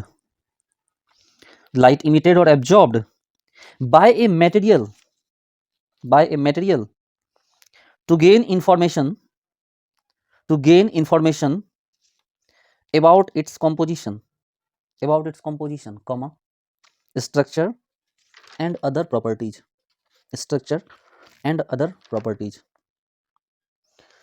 ठीक है. आप बोलोगे ठीक है सर, आपने मोटा मोटा बात यही हमें बताया, इलेक्ट्रोमैग्नेटिक रेडिएशन आएगा किसी सोर्स से निकल के, किसी मैटर किसी ऑब्जेक्ट पे गिरेगा, इससे उसमें चेंजेज आएंगे और उन चेंजेज की स्टडी को हम क्या करते हैं, स्पेक्ट्रोस्कोपी करते हैं. आप इसको इस अपने लैंग्वेज में लिख लीजिए. आपको हिंदी आती है, बांग्ला आती है, उर्दू आती है, मराठी आती है, जो भी आती है इसको आप उस लैंग्वेज में लिख लीजिए. ठीक है, मुझे तो भोजपुरी आती है, मुझे बाकी ज़्यादा लोकल लैंग्वेजेस नहीं आते, लेकिन मैं आपको बता सकता हूँ इसको भोजपुरी में कैसे लिखेंगे. इसको भोजपुरी में ऐसे लिखेंगे कि एक इलेक्ट्रॉन के सोर्स बा जरा से अलग अलग तरह के इलेक्ट्रोमैग्नेटिक रेडिएशन निकला था. बात समझ रहे हैं? मतलब आपको क्या करना है कि अलग अलग टाइप के जो है इसको अपनी थ्योरी में थोड़ा सा लिख लीजिए. चलिए, हमने स्पेक्ट्रोस्कोपी का जो है बेसिकली डेफिनेशन लिखा. ओके, अब यहाँ से बच्चों हम लोग आगे बढ़ते हैं. ठीक है, अब यहाँ से हम लोग जो है आगे बढ़ते हैं और सीखेंगे थोड़ा कि हमें जो सिलेबस है, सिलेबस के अकॉर्डिंग क्या पढ़ना है. देखिए, जब हम बात करते हैं बच्चों स्पेक्ट्रोस्कोपी की, तो स्पेक्ट्रोस्कोपी का यूज हम ऑर्गेनिक, इनऑर्गेनिक और फिजिकल तीनों में करते हैं. इसका यूज हम ऑर्गेनिक में भी करते हैं, organic spectroscopy, physical spectroscopy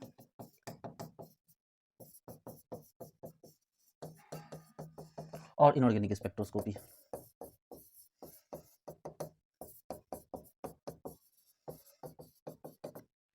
organic spectroscopy में क्या क्या पढ़ना है हमें यहाँ पढ़ना है NMR, हमें पढ़ना है IR और यहाँ हमें पढ़ना है UV.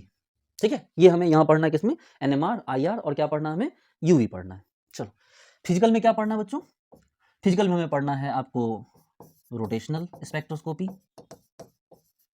फिर क्या पढ़ना है हमें, वाइब्रेशनल स्पेक्ट्रोस्कोपी, बेसिकली ESR की बात कर रहे हैं, और क्या पढ़ना है भाई, रमन पढ़ना है, रमन स्पेक्ट्रोस्कोपी. चलो, इनऑर्गेनिक की बात करें, इनऑर्गेनिक में क्या क्या पढ़ना है, इनऑर्गेनिक में हमें पढ़ना है आपको मोसबार. ठीक है, हमें यहाँ पर क्या पढ़ना है, हमें यहाँ मोसबार पढ़ना है, हमें यहाँ ESR भी पढ़ना है, ESR यहाँ भी पढ़ना है हमें बेसिकली. इसके अलावा हमें पढ़ना है जैसे NMR में हम बच्चों यहाँ पढ़ेंगे 1H NMR, एकदम रिलैक्स हो जाइए, हम यहाँ पर क्या पढ़ेंगे 1H NMR और क्या पढ़ेंगे 13C NMR. लेकिन इनऑर्गेनिक में क्या पढ़ना है हमें, तो NMR का कौन सा पोर्शन पढ़ना है, तो 19F NMR, 31P NMR, ये भी पढ़ना है. बहुत बड़े टॉपिक नहीं है, मेनली हमें बच्चों यहाँ पर इसको पढ़ना है. आप बोलोगे सर मास स्पेक्ट्रोस्कोपी यहाँ क्यों नहीं आया, इस सवाल का जवाब दीजिए. बच्चों, मास स्पेक्ट्रोस्कोपी पहले वर्ड ही गलत है. मास स्पेक्ट्रो जैसा कुछ नहीं था, मास स्पेक्ट्रोमेट्री होता है, क्योंकि हम मास स्पेक्ट्रोमेट्री पढ़ने में किसी भी तरह के रेडिएशन का यूज नहीं करते हैं. उसका पैटर्न ही अलग है, उसका मैकेनिज्म ही अलग है, इसीलिए हम मास स्पेक्ट्रोस्कोपी नहीं बोलते, मास स्पेक्ट्रोमेट्री बोलते हैं, क्योंकि हम वहां पर किसी भी तरह के मतलब रेडिएशन का, इलेक्ट्रोमैग्नेटिक रेडिएशन का यूज नहीं करते हैं, इसलिए हम उसे मास स्पेक्ट्रोस्कोपी कहते हैं, स्पेक्ट्रोमेट्री कहते हैं, ना कि मास स्पेक्ट्रोस्कोपी. चलिए बच्चों, इसको नोट कीजिए, थोड़ा वीडियो पॉज कर लीजिए, पॉज करके नोट कीजिए, जल्दी कीजिए.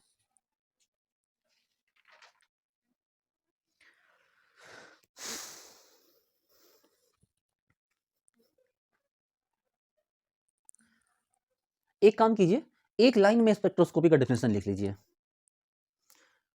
लिखिए थोड़ा, एक लाइन में स्पेक्ट्रोस्कोपी का डेफिनेशन लिख लीजिए. Study of how electromagnetic radiation, study of how electromagnetic radiation interact with matter, and what changes occur and what changes occur, and what changes occur,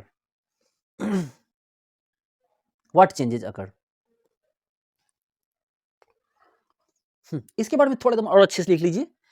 ये क्या करता है, बॉन्ड को ब्रेक करता है। जो एक्सरे है, गामा रे है, वो क्या करता है, बॉन्ड को ब्रेक करता है।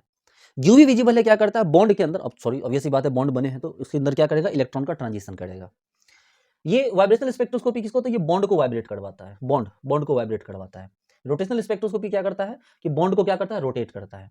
और रेडियो वेव क्या करता है, उसके बाद बॉन्ड को हिलाने की डुलाने की ताकत नहीं होती, तो वो न्यूक्लियॉन्स को क्या करता है, न्यूक्लियॉन्स के डायरेक्शन को, न्यूक्लियॉन्स के स्पिन को क्या करता है, वो चेंज करता है। आप इसको आराम से इस बात को भी अच्छी तरह से लिख लीजिए कि कौन क्या करता है, ये बात भी आपको अच्छी तरह से यहाँ पर क्लियर हो गई। ठीक है, कुछ नोट करने के लिए यहाँ पर नहीं बचा। प्यारे बच्चों, अब यहाँ पर हम लोग आगे बढ़ते हैं। ठीक है, यहाँ पर हम लोग सीखने वाले हैं एक, अभी हम लोग एनएमआर हमने स्टार्ट नहीं किया है, अभी एनएमआर हमने स्टार्ट नहीं किया है। देखिए बच्चों, ये जैसे हमारे पास वेव है, ठीक है, हमारे पास क्या हो गया, हमारे पास मान लो इस तरह से वेव है। देखिए अगर ये वेव है हमारे पास इस तरह से, एक वेव यहाँ है, दूसरा वेव क्या हो गया हमारे पास यहाँ है। थोड़ा बेसिक समझ लीजिए। आप बोलोगे सर हमें ये आता है, अब आप दोनों वेव को जोड़ के एक कर दोगे, हमने हाँ वही करने वाले हैं। दोनों वेव को जोड़ेंगे और दोनों वेव क्या हो जाएगा, एक हो जाएगा ये। लेकिन आपको एक बात नहीं पता है बच्चों, ये चीज आपको पता है कि दो वेव के जुड़ने से उसका एम्पलीट्यूड बड़ा हो गया, लेकिन आपको एक बात ये नहीं पता है कि इन दोनों वेव की फ्रीक्वेंसी सिमिलर होनी चाहिए। शायद ये बात आपको पता नहीं थी आज तक। ये जो दोनों वेव देख रहे हैं, इन दोनों वेव की फ्रीक्वेंसी क्या होनी चाहिए, ऑलमोस्ट, ठीक है। और मेरे से मतलब वो नहीं किया जा सकता है। हाँ, एक तरीका है करने का कि मैं ऐसे कर दूं, मैं ये करके बना दूं, ठीक है। तो आप अगर वेव को ऐड करना चाहते हैं बच्चों, तो उसके लिए जरूरी ये है कि आपके पास जो दोनों वेव्स हों, ठीक है, इन दोनों वेव्स की फ्रीक्वेंसी क्या होनी चाहिए, एकदम इक्वल होनी चाहिए। तभी जाके क्या होगा, जो वेव्स होंगे वो आपस में क्या करेंगे, कपल होंगे। क्या बोलते हैं हम लोग इसको, कपलिंग ऑफ वेव। कि ये जो वेव्स हैं बच्चों, ये जो कपल हो रहे हैं, ये किस शर्त पे हो रहे हैं, वो इस शर्त पे हो रहे हैं कि इन दोनों की फ्रीक्वेंसी क्या हो, अगर मान लो ये म्यू 1 है, ये म्यू 2 है, तो ये म्यू 1 इज इक्वल टू क्या हो गया, म्यू 2 के इक्वल होना चाहिए। तभी जाके इस तरह से क्या करेंगे, वेव आपस में इस तरह से मर्ज होकर क्या करेंगे, कपल करेंगे। वही उल्टी बात भी यहीं पर आ जाएगी, यहीं पर क्या हो जाएगा, इसका उल्टा सेंस भी आना। अगर ये मान लो आपने क्या किया, आपने ये जिसका म्यू 1 था, इसका म्यू 2 था, आपने इसको ऐड कर दिया, तो ऐसा बना। लेकिन वहीं पे बच्चों, अगर आप इसको ऐड करने के बदले आप इसको सब्सट्रैक्ट कर दोगे, अब बोलोगे सर ये वाला हमने पढ़ रखा है, आप इसको ऐसे मत लिखो सर, ऐसा कर दो, वेव है तो इसको ऐसे लिखो साई 1 साई 2 में। और अच्छी बात है, बहुत खुशी की बात है कि आप इस तरह समझ पा रहे हो। अब यहाँ क्या कर रहे हैं, हम साई 1 माइनस साई 2 कर दे रहे हैं बच्चों। तो ये दोनों वेव आपस में क्या हो जाएंगे, कैंसिल हो जाएंगे। हालांकि ये पूरी तरह कैंसिल नहीं होते, ये वेव पूरी तरह से कैंसिल नहीं होते, लेकिन ये ऐसे हो जाते हैं कि इनको डिटेक्ट नहीं किया जा सकता, कि आपकी जो मशीन है वो इसको डिटेक्ट नहीं करेगी। इसलिए आपकी जो मशीन है वो आपको ये क्या दिखाती है, इस तरह फ्लैट लाइन दिखा देती है। मतलब बहुत बहुत हाई, मतलब अगर मेगाहर्ट्ज की मशीन हो तभी जाके ये चीजें मतलब ऑब्जर्व होंगी। बाकी जरूरत क्या हो उसको करने की, आप सेम फ्रीक्वेंसी का डालो, मर्ज होकर बड़ा हो जाएगा, सेम फ्रीक्वेंसी का उसको सब्सट्रैक्ट करो तो मर्ज होकर क्या हो जाएगा, वो छोटा हो जाएगा। ठीक है, चलिए ये चीज आपको पता होनी चाहिए। बोले हाँ सर हमें पता थी ये बात, लिखेंगे इसके बारे में, कपलिंग ऑफ वेव और इंटरफेरेंस ऑफ वेव लिख लेंगे, कपलिंग ऑफ वेव और इंटरफेरेंस ऑफ वेव। इसका नाम होता है बच्चों कंस्ट्रक्टिव इंटरफेरेंस, है ना। इसका नाम क्या है, कंस्ट्रक्टिव इंटरफेरेंस। और इसका नाम क्या है बच्चों, इसका नाम है डिस्ट्रक्टिव इंटरफेरेंस। आप बोलोगे सर हमने इसको बहुत अलग अलग तरीके से पढ़ा है। मैंने बोला सही बात है, आपने पढ़ा होगा। आप बोलोगे कि सर एक बात बताओ सर, आप यहाँ के लिए दिया क्यों, आपने ये बताने का सेंस क्या है। सेंस है बच्चों, सेंस है। जब हम एनएमआर पढ़ेंगे, फिलहाल जो हम एनएमआर की तैयारी कर रहे हैं, जब हम एनएमआर पढ़ेंगे तो हम जो वेव्स होंगे, एक न्यूक्लियन घूम रहा है मान लो, उसका अपना एक वेवलेंथ है, अपनी एक फ्रीक्वेंसी है ना। अरे मान लो कोई घूम रहा है तो उसकी फ्रीक्वेंसी है। अब सोच के देखो, एक बात सोचो,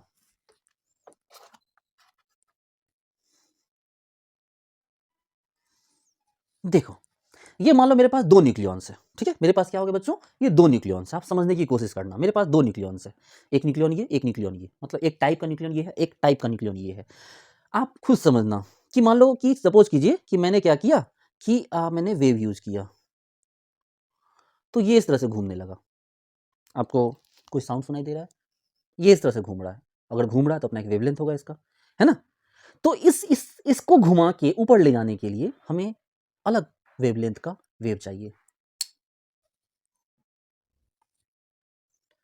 एक हमारे पास ये है, क्या फील हो रहा है आपको? कुछ समझ आया? क्या उस वेवलेंथ से, क्या उस फ्रीक्वेंसी की वेव से ये जाएगा? नहीं जाएगा सर, ये नहीं जाएगा। क्यों नहीं जाएगा? क्योंकि सर ये वाला जो घूम रहा था, ये जो न्यूक्लियॉन घूम रहा था सर, इसकी फ्रीक्वेंसी अलग थी। तो इसको एक्साइट होने के लिए अलग फ्रीक्वेंसी चाहिए, ये अलग है। इसके लिए अलग फ्रीक्वेंसी चाहिए। सेम फ्रीक्वेंसी पे ये और ये एक साथ काम नहीं करेंगे। इसीलिए आपको मुझे ये बात समझानी पड़ी मेरे प्यारे बच्चों कि आपके पास जो वेव है, जब तक वो वेव मैच नहीं करेगा, तब तक कंस्ट्रक्टिव इंटरफेरेंस का कोई सवाल नहीं उठता है। यानी कोई इस स्पीड से घूम रहा है, आप उसको वेव दोगे, मतलब बड़ा वेवलेंथ दोगे, मतलब आप उसकी फ्रीक्वेंसी अलग दोगे। क्योंकि देखो, जो हमारे पास रेडियो वेव का ऐसा थोड़ी कि रेडियो वेव की फ्रीक्वेंसी फिक्स है। अरे एक रेंज होता है ना मेरे प्यारे बच्चों, रेंज है उसका अपना एक। उस रेंज के बीच में आपको देना है, रेंज में देते जाना, ये दिया ये दिया ये दिया, जिस पे वो उठा वो ऊपर चला गया। क्या समझे भैया? हम रेंज की बात करें, रेडियो वेव का अपना एक रेंज है। उस रेंज में जिससे वो वेव, वो मतलब उसका फ्रीक्वेंसी मैच कर जाए, वो क्या हो जाएगा? ऊपर उठ जाएगा, अदरवाइज नहीं उठेगा। सिंपल सी बात। इसीलिए आपको ये कंस्ट्रक्टिव इंटरफेरेंस का कॉन्सेप्ट ये समझाना पड़ा कि μ1 इज इक्वल टू μ2 होना चाहिए, तभी जाके ये आपस में क्या कर पाएंगे? कंस्ट्रक्टिव इंटरफेरेंस होगा और आपका रेडियो फ्रीक्वेंसी जो है एनएमआर करवा पाएगा। देखिए प्यारे बच्चों, मेरा पूरा का पूरा फोकस इस बात के ऊपर है कि आपको मैं एनएमआर समझा सकूं। ठीक है, चलिए नोट कीजिए और लिखेंगे, थोड़ा लिखेंगे। Equal wavelength must required equal wavelength must required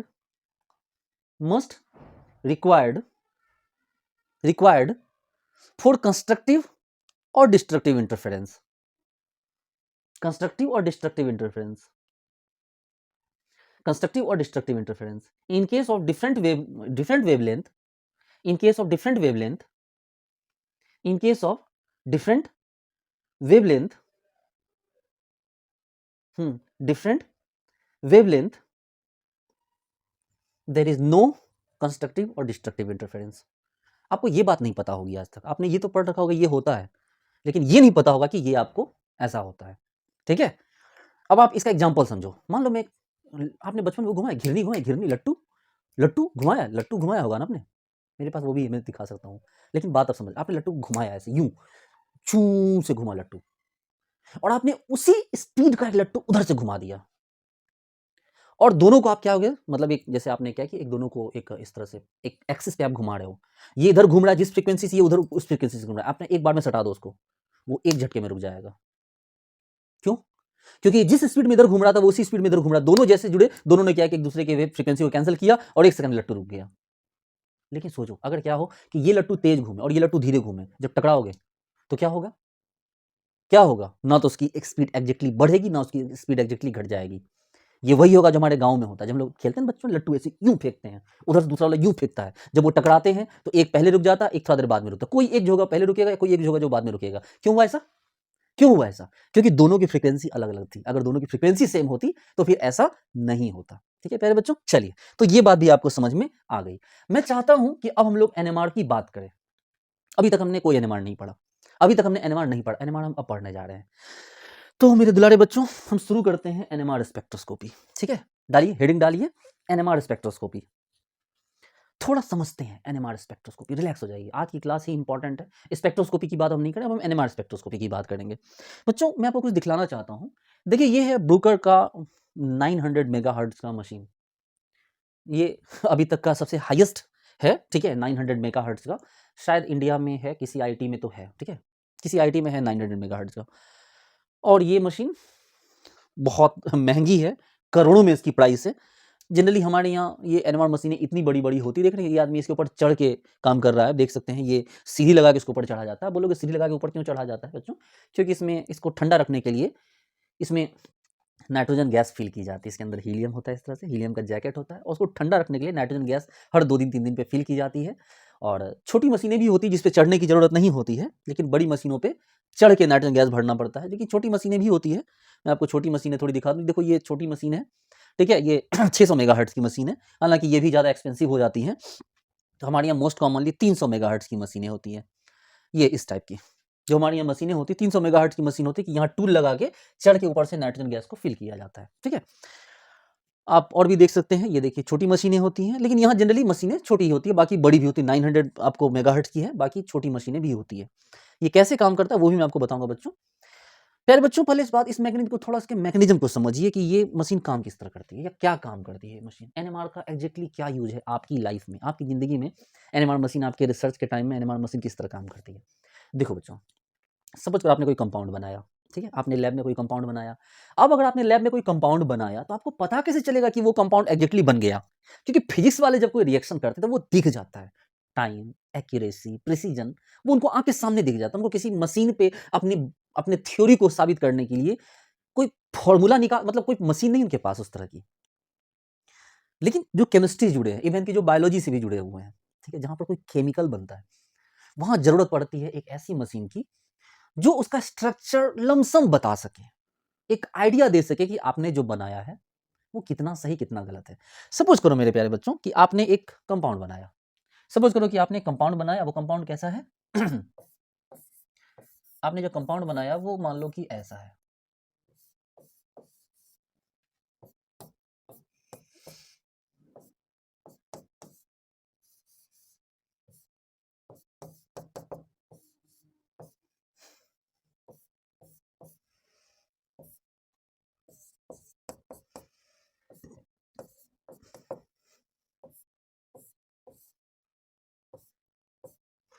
suppose करो कि आपने कंपाउंड बनाया है, ठीक है, ये डबल नहीं है यहाँ बच्चों, ये डबल नहीं है, आपको डबल लग रहा होगा, डबल नहीं बेसिकली, मतलब दो। अरे यार इतना नहीं हटना था।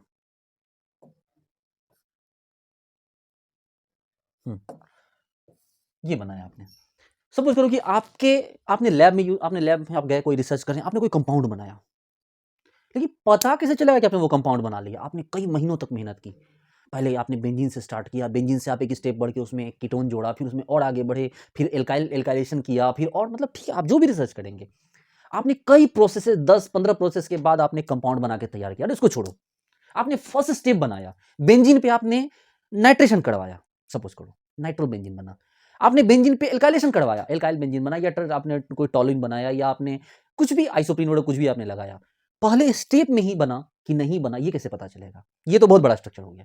वो बना कि नहीं बना वो कैसे पता चलेगा? आप बोलोगे सर ठीक है, हम क्या करेंगे सर, सबसे पहले चले जाएंगे यूवी के पास, या पहले अगर हमारे पास मास स्पेक्ट्रोमेट्री होगा हम उसके पास चले जाएंगे। Very good sir, mass spectroscopy हमें उसके अंदर जितने भी एटम होंगे उनका मास बता देगा। हमने वाह क्या बात है, इससे सर ये तो पता चल जाएगा कि हाँ हमारा जो कंपाउंड है वो उसके कार्बन एटम, कार्बन नाइट्रोजन वगैरह जो भी है वो सब अपनी अपनी जगह पे है, मतलब उतने हैं।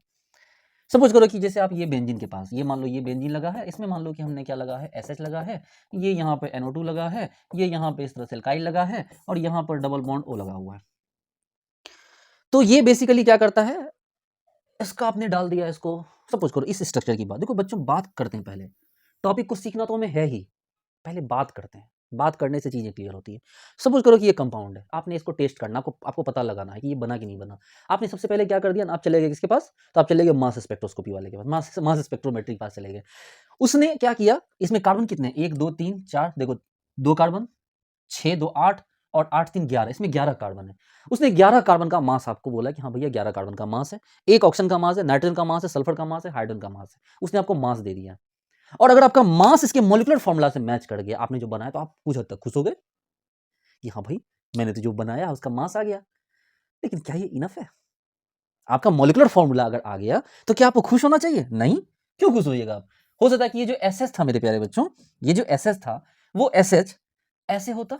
सपोज कीजिए कि जो आप एसएच आप एक्सपेक्ट कर रहे हो वो ऐसा ना हो कि वो ऐसे भी तो हो सकता था। बताओ, जो ऑक्सीजन आप यहां एक्सपेक्ट कर रहे हो, जो ऑक्सीजन आप यहां एक्सपेक्ट कर रहे हो, क्या ये पॉसिबल नहीं था कि ऑक्सीजन यहां हो जाए? बताओ, ये पॉसिबल है कि नहीं है? तो प्रॉब्लम इस तरह की चीजें आ गई। ये जो आप मान लो मिथाइल है, ये पॉसिबल नहीं है कि ये मिथाइल होने के बदले ऐसे होने के बदले ऐसे हो जाए। क्या ये पॉसिबल है कि नहीं कि NO2 यहां के बदले ये NO2 यहां लग जाए? क्या ये पॉसिबिलिटी है कि नहीं? हाँ सर। तब भी तो मॉलिक्यूलर, ये सारे आइसोमर्स हैं, मॉलिक्यूलर मास से इसका कुछ पता ही नहीं चला। बोले सर बहुत दुख हुआ सर।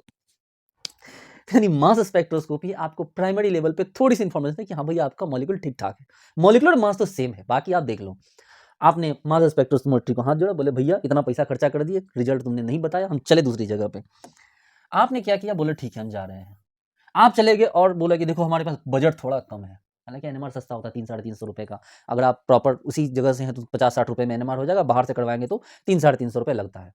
आप चले गए किसके पास, यूवी वाले के पास चले गए, ठीक है, यूवी के पास चले गए, यूवी आईआर के पास। उसने क्या किया, बोला कि भैया देखो हम तुम्हें पीक दे देंगे, हम तुम्हें क्या करेंगे, उस तरह पीक दे दिया। उसने क्या किया, उसने इस तरह से पीक दे दिया।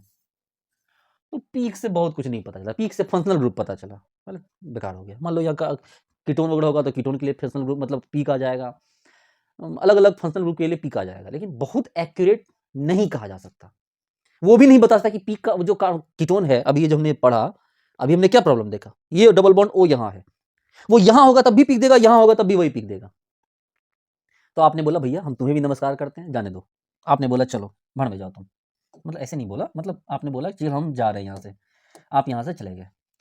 अब आप कहाँ गए, आप चले गए एनएमआर के पास, बहुत रोए, भैया एनएमआर बचा लो, हमें एक स्ट्रक्चर बताओ कि हमने जो बनाया है वो सही सही बनाया है कि नहीं। एनएमआर ने बोला तथास्तु। देखो आपने एनएमआर के पास गए, और एनएमआर मान लो ये मॉलिक्यूल है, कोई मॉलिक्यूल हो सकता है, आप एनएमआर के पास गए, सपोज करो कि ये एक मॉलिक्यूल, ये तो दिख ही नहीं रहा, ये दिख रहा है, बोलो सर ये तो कुछ ज़्यादा ही छोटा है, ये दिख रहा है, सर लाइट कम कर दो सर। मान लो कि ये कोई स्ट्रक्चर है, ठीक है, ये तो हमें दिख ही नहीं रहे सर, अंधेरे अंधेरा अंधेरा, ये दिख रहा है, हाँ दिख रहा है सर। देखो सपोज करो कि ये एक स्ट्रक्चर है, मैं थोड़ी सी लाइट कम कर दे रहा हूँ आपकी खुशी के लिए, ठीक है, मैं थोड़ी सी लाइट कम कर दे रहा हूँ, अब दिखा, हाँ सर अब दिख गया। तो आपने ये स्ट्रक्चर लेके गए एनएमआर के पास, एनएमआर ने क्या किया, एनएमआर ने पीक्स दे दिए इस तरह से, देखो एनएमआर ने इस तरह से पीक्स दे दिए, जो बताता है कि आपका स्ट्रक्चर कौन सा हाइड्रोजन कहां है, ये बस इतना बता देगा कि कौन सा हाइड्रोजन, ये हाइड्रोजन कहां है, ये हाइड्रोजन कहां है, ये हाइड्रोजन कहां है, वो इस पीक के अंदर दिखा देगा। एक लंबी पीक आएगी, वो बात करेंगे, और बाकी एक लंबी पीक को छोड़ दो, लंबी पीक अलग होती है, ठीक है, वो 0 ppm में अगर किसी पे अलग अलग पे लोगों को लगता है 0 ppm पे, 0 ppm पे नहीं आती, अलग अलग, जैसे हम वाटर यूज करते हैं, D2O यूज करते हैं, ये आपको डी मतलब डी आपको इथेनॉल CH3OD यूज करते हैं, CDCl4 यूज करते हैं, अलग अलग यूज करते हैं, TMS यूज करते हैं, ठीक है, CDCl3 यूज करते हैं, सबसे सस्ता CDCl3 होता है, ये उसका पीक है, सबसे बड़ा पीक किसी काम का नहीं। जो छोटे छोटे चुन्नू मुन्नू पीक होंगे वो आपको बता देंगे हाँ भैया आपने क्या बनाया, जैसे देखो ये बनाया, ये पीक से पता चल जाएगा हाइड्रोजन का पोजीशन, और हाइड्रोजन के पोजीशन से हम अपने स्ट्रक्चर को इवेल्युएट कर लेंगे। बोलो सर गलत बात, हाइड्रोजन के पीक से तो हाइड्रोजन का पता चलेगा, बाकी का पता कैसे चलेगा, उन्हें बाकी का भी पता चल जाएगा। फिर हम जाएंगे 13C NMR के पास, क्योंकि 1H NMR बता देगा आपको हाइड्रोजन का पोजीशन, और 13C NMR बता देगा आपको कार्बन का पोजीशन। 1H NMR हो जाता है 60 सेकंड के अंदर, 35 से 40 सेकंड के अंदर हो जाता है, इसलिए वो सस्ता होता है। 13C NMR चलता है लगभग 15 से 10 से 11 मिनट तो मिनिमम चलता ही है, इसीलिए वो थोड़ा होता है महंगा, मशीन ज़्यादा देर काम करती है, इसलिए वो थोड़ा सा महंगा होता है, लेकिन कोई दिक्कत नहीं है, 800-900 रुपये में दोनों कोलैब करके, जितनी भी ज़्यादातर जो लैब होते हैं गवर्नमेंट लैब, वो दोनों को कोलैब करके आपको एक पैकेज दे देते हैं कि भैया 1H NMR करवाओगे 300-350 पड़ेगा, 13C NMR करवाओगे 800-900 रुपये पड़ेगा, दोनों को एक साथ करवाओगे तो 900-950 रुपये में कर देंगे हम। तो इस तरह की गवर्नमेंट की मतलब लैब्स की स्कीम होती है। तो यानी कि आपको बच्चों ये अलग अलग हाइड्रोजन दिखा के वो पीक्स दिखाते हैं, और इससे आपको अपने स्ट्रक्चर्स पे भरोसा हो जाता है कि आपने जो स्ट्रक्चर्स बनाया वो सही है, आपको इस बात का भरोसा हो जाता है, और आप अपने काम को फर्दर आगे बढ़ाते हैं। अगर नहीं मिल रहा भैया तो मतलब चलो पीछे, बात समझ रहे हैं। अगर आपके हाइड्रोजन और कार्बन का पोजीशन अलग अलग है, बोलो सर ऑक्सीजन का क्या, सर नाइट्रोजन का क्या, उनकी जरूरत ही नहीं है, क्योंकि ऑक्सीजन से जुड़ा हुआ हाइड्रोजन अलग दिखाएगा रंग, नाइट्रोजन से जुड़ा हुआ हाइड्रोजन अलग रंग दिखाएगा, कार्बन से जुड़ा हुआ हाइड्रोजन अलग रंग दिखाएगा। क्या सोचो, ये पेन है, इस पेन से मैं दाएं हाथ से लिखूं तो हैंडराइटिंग देखिए पता चल जाएगा सर ने दाएं हाथ से लिखा है। अगर इस पेन को मैं बाएं हाथ से लिखूं, पेन वही है, राइटिंग बदल जाएगी, आपको सर तो लेफ्टी मारा है सर आपने। इस पेन को मैं अपने अंगूठे में फंसा के लिखाऊं, राइटिंग और खराब हो जाएगी। इस पेन को मैं मुंह में फंसा के लिखूं, राइटिंग अलग टाइप की दिखेगी। बस वही बात हाइड्रोजन के साथ है, वो किसके साथ है वो दिखा देता है, वो अपना रंग दिखला देता है। बच्चों ध्यान ही मत दो इन बातों का, नहीं समझ में आ रही बात भूल जाओ, कुछ नहीं बता रहा, बस बातें कर रहे हैं, ठीक है, क्या कर रहे हैं, बात कर रहे हैं। बच्चों ये रहे हमारे ट्यूब्स, ठीक है, ये जो हो गए हमारे NMR ट्यूब से, देख सकते हैं ये NMR ट्यूब, और देखिए कितना सैंपल, 1 ml के आसपास, 1 ml के आसपास सैंपल नहीं होता है, सैंपल तो इतू सा होता है, 1 ग्रेन जितना, मतलब मैं समझाऊं एक रेत जितना सैंपल, तो उतना भी काफी है NMR करने के लिए। हम उसमें सॉल्वेंट डालेंगे, पहले चेक करेंगे, पहले हम छोटे छोटे ट्यूब्स लेंगे, उन ट्यूब्स में डाल के हम क्या करेंगे, पहले उसको चेक करेंगे। एक सेकंड रुकिए, देखिए बच्चों हम NMR करते कैसे हैं, जैसा कि मैंने आपको कहा कि इस चीज को हम पूरी तरह प्रैक्टिकली समझेंगे। देखिए ये मेरे पास कुछ सैंपल्स हैं। आप बोलोगे सर क्या है सैंपल? देखो, ये कंपाउंड है, अलग कलर दिख रहा है, देखो कितना कम है। इसमें मैं 10 बार एनएमआर करवा लूँगा। इतने सैंपल कितना दिख रहा है आपको? ये इतना सैंपल 10 बार एनएमआर करने में काम आ जाएगा। देखो आप, हर एक सैंपल का कलर दिखना अलग अलग है। अब देखो, ये देखो, जितने भी सैंपल्स हैं उनके अलग अलग कलर हैं। देखो ये सैंपल देख रहे हो आप? ये जितने भी सैंपल्स हैं, देखो ये जितने भी सैंपल्स हैं, ये हम इस तरह के ट्यूब्स यूज़ करते हैं। आप ये वाले ट्यूब्स भी यूज़ कर सकते हो। इन ट्यूब्स में भर के हम सैंपल को भेजते हैं एनएमआर लैब को। हम इन सैंपल में क्या करते हैं, इसमें हम सैंपल भर के क्या करते हैं, एनएमआर लैब को भेजते हैं। या इस टाइप के ट्यूब में भी भर के हम, ये बेसिकली सेंट्रीफ्यूगल ट्यूब है, इस ट्यूब में भर के हम लोग जो है उसको एनएमआर लैब को भेजते हैं। इसको बंद किया जाता है, इस तरह से खोला जाता है और इसमें अपने सैंपल को भरते हैं। जितना भी अमाउंट है, थोड़ा सा भी काम चल जाता है और इसको ऐसे बंद करने से टाइट हो जाता है। लेकिन हम इसे क्या करते हैं, हम इसे इस तरह से टेप से, हमारा अलग टेप होता है, इससे इसको सील कर दिया जाता है और सील करके एनएमआर लैब वालों को भेज दिया जाता है। ठीक है, अच्छी बात है। तो जब उनको भेज दिया जाता है, फिर वो क्या करते हैं, उसके थोड़े से अमाउंट को इस खाली ट्यूब में डालते हैं। ये जो ट्यूब है, इस ट्यूब में क्या करते हैं, थोड़े से अमाउंट को डालते हैं। डालने से पहले वो आपसे पूछ लेते हैं कि भैया बताओ ये किसमें सॉल्युबल होगा। अगर आप नहीं बताओगे तो फिर शायद आपका ना करें वो, क्योंकि उनके पास इतना सॉल्वेंट तो है नहीं कि भैया वो तुम्हारे कंपाउंड को पहले CdCl3 में डिजोल्व करके चेक करें भैया इसमें डिजोल्व होता है कि नहीं, कि D2O में डिजोल्व होता है कि नहीं, कि DMSO में डिजोल्व होता है। DMSO सबसे महंगा होता है, 50,000 रुपये का इतना सा आता है। तो वो आपको चेक नहीं करेंगे, वो आपसे पूछेंगे कि आप बताओ कि आपका जो कंपाउंड है वो किसमें सॉल्युबल होगा। तो आप क्या करते हो, उनके डेमो वर्जन से आप यही चेक कर लेते हो। सपोज करो अगर आपका कंपाउंड CHCl3 में, यानी क्लोरोफॉर्म में अगर सॉल्युबल है, तो आपको लिख दो भैया ये CdCl3 में सॉल्युबल होगा, और वो सॉल्युबल हो जाएगा। क्योंकि जो कंपाउंड CHCl3 में सॉल्युबल होगा वो CdCl3 में भी सॉल्युबल हो जाएगा। CdCl3 में नहीं घुला, काटो उसको। आप उसको H2O में चेक कर लो पहले, क्या पानी में सॉल्युबल है। अगर वो पानी में सॉल्युबल है तो वो D2O में सॉल्युबल होगा, लेकिन D2O बड़ी महंगा होता है, 25-30 हज़ार रुपये का इतना सा आता है। वो D2O वाले का चार्ज वेरी कर जाएगा। CdCl3 वाला आपका सस्ता होगा, D2O के लिए आपको अलग से सॉल्वेंट का चार्ज देना होगा। सॉल्वेंट का चार्ज तो आपको देना होगा। अब आपका D2O में भी डिजोल्व नहीं हुआ, अब आप चले गए DMSO के पास। भाई साहब बहुत महंगा होता है DMSO, 50-60 हज़ार रुपये का थोड़ा सा आता है। उसके लिए आपको अलग से चार्ज देना होगा, फिर वो आपको 300-350 रुपये नहीं करेगा, फिर वो आपको अलग से चार्ज लेगा। ठीक है, तो कोई ना, वो आप उसको बताओगे कि हमारा कंपाउंड फलाने सॉल्युबल, मतलब सॉल्वेंट में सॉल्युबल होता है। जनरली CdCl3 सबसे सस्ता होता है, आसानी से अवेलेबल होता है, सस्ता होता है, तो सब लोग उसी में करवाते हैं। लेकिन जितने भी कॉम्प्लिकेटेड ऑर्गेनिक कंपाउंड हो जाएंगे, खास करके मेटल वाले, वो CdCl3 में काम नहीं करते, वो डिजोल्व नहीं होते। कोई ना, फिर वो क्या करेगा, थोड़ा सा सैंपल डालेगा और उसके बाद उसको क्या करेगा, 1 ml के आसपास उसमें सॉल्वेंट डालेगा। फिर वो उसको ऐसे ऐसे करके हिलाएगा। फिर अगर वो घुल जाता है अच्छी बात है, ऐसे ऐसे करेगा। ऊपर से ट्यूब को बंद करके, नहीं होगा तो फिर उसके पास एक वो होता है, एयर, वो ड्रायर होता है, ड्रायर, हीटर ड्रायर, जो बालों को जो गर्म करते हैं, बालों को मतलब साफ सुखाते हैं, वो उससे उसको ऐसे ऐसे हिलाएगा, थोड़ा हीट देगा ताकि वो क्या हो जाए, सॉल्युबल हो जाए। अगर वो नहीं हुआ तो फिर आपका बेकार आ जाएगा। अगर सपोज करो कि आपका वो सॉल्यूशन मिला नहीं, तो पता है क्या आएगा आपको, नॉइज आएगा। नॉइज मतलब बहुत सारे छोटे छोटे छोटे छोटे पीक बन जाएंगे, फिर आपका किसी काम का नहीं होगा। यानी कि आपका प्रॉपर डिजोल्व होना जरूरी है। चलो, हमने इसको देख सकते हो कितना प्योरली एकदम डिजोल्व है, कहीं भी आपको एकदम ट्रांसपेरेंट होना चाहिए। चलो ठीक है, इसके बाद हमने इसको क्या किया, इसको उठाया, इसको उठा के हम ले गए मशीन के पास। हम इसको कहाँ लेके चले गए, मशीन के पास। हमने इसको मशीन के पास ले गए और मशीन में एक छोटा सा सैंपल ट्यूब रखने की जगह होती है। यहाँ देखो, ये मशीन है और इस मशीन के ऊपर में छोटा सा स्पेस होता है, एक मतलब एक कॉलम होता है जो नाइट्रोजन गैस के ऊपर इस तरह से क्या करता है, तैरता है, मतलब हीलियम के ऊपर इस तरह से क्या करता है, फ्लोट करता है। नाइट्रोजन तो साइड से होते हैं, तो उसके ऊपर उसको रख दो और रख के प्यार से छोड़ दो और फिर आ जाओ कंप्यूटर पे, ऐसे बटन ऑन करो, वो सट से वो सैंपल कहाँ चला जाएगा, वो सैंपल चला जाएगा मैग्नेट के बीच में। मतलब जैसे ही आप ऑन करोगे, वो पट से वो सैंपल कहाँ चला जाएगा, वो सैंपल नीचे चला जाएगा, एक चैम्बर में चला जाएगा वो सैंपल।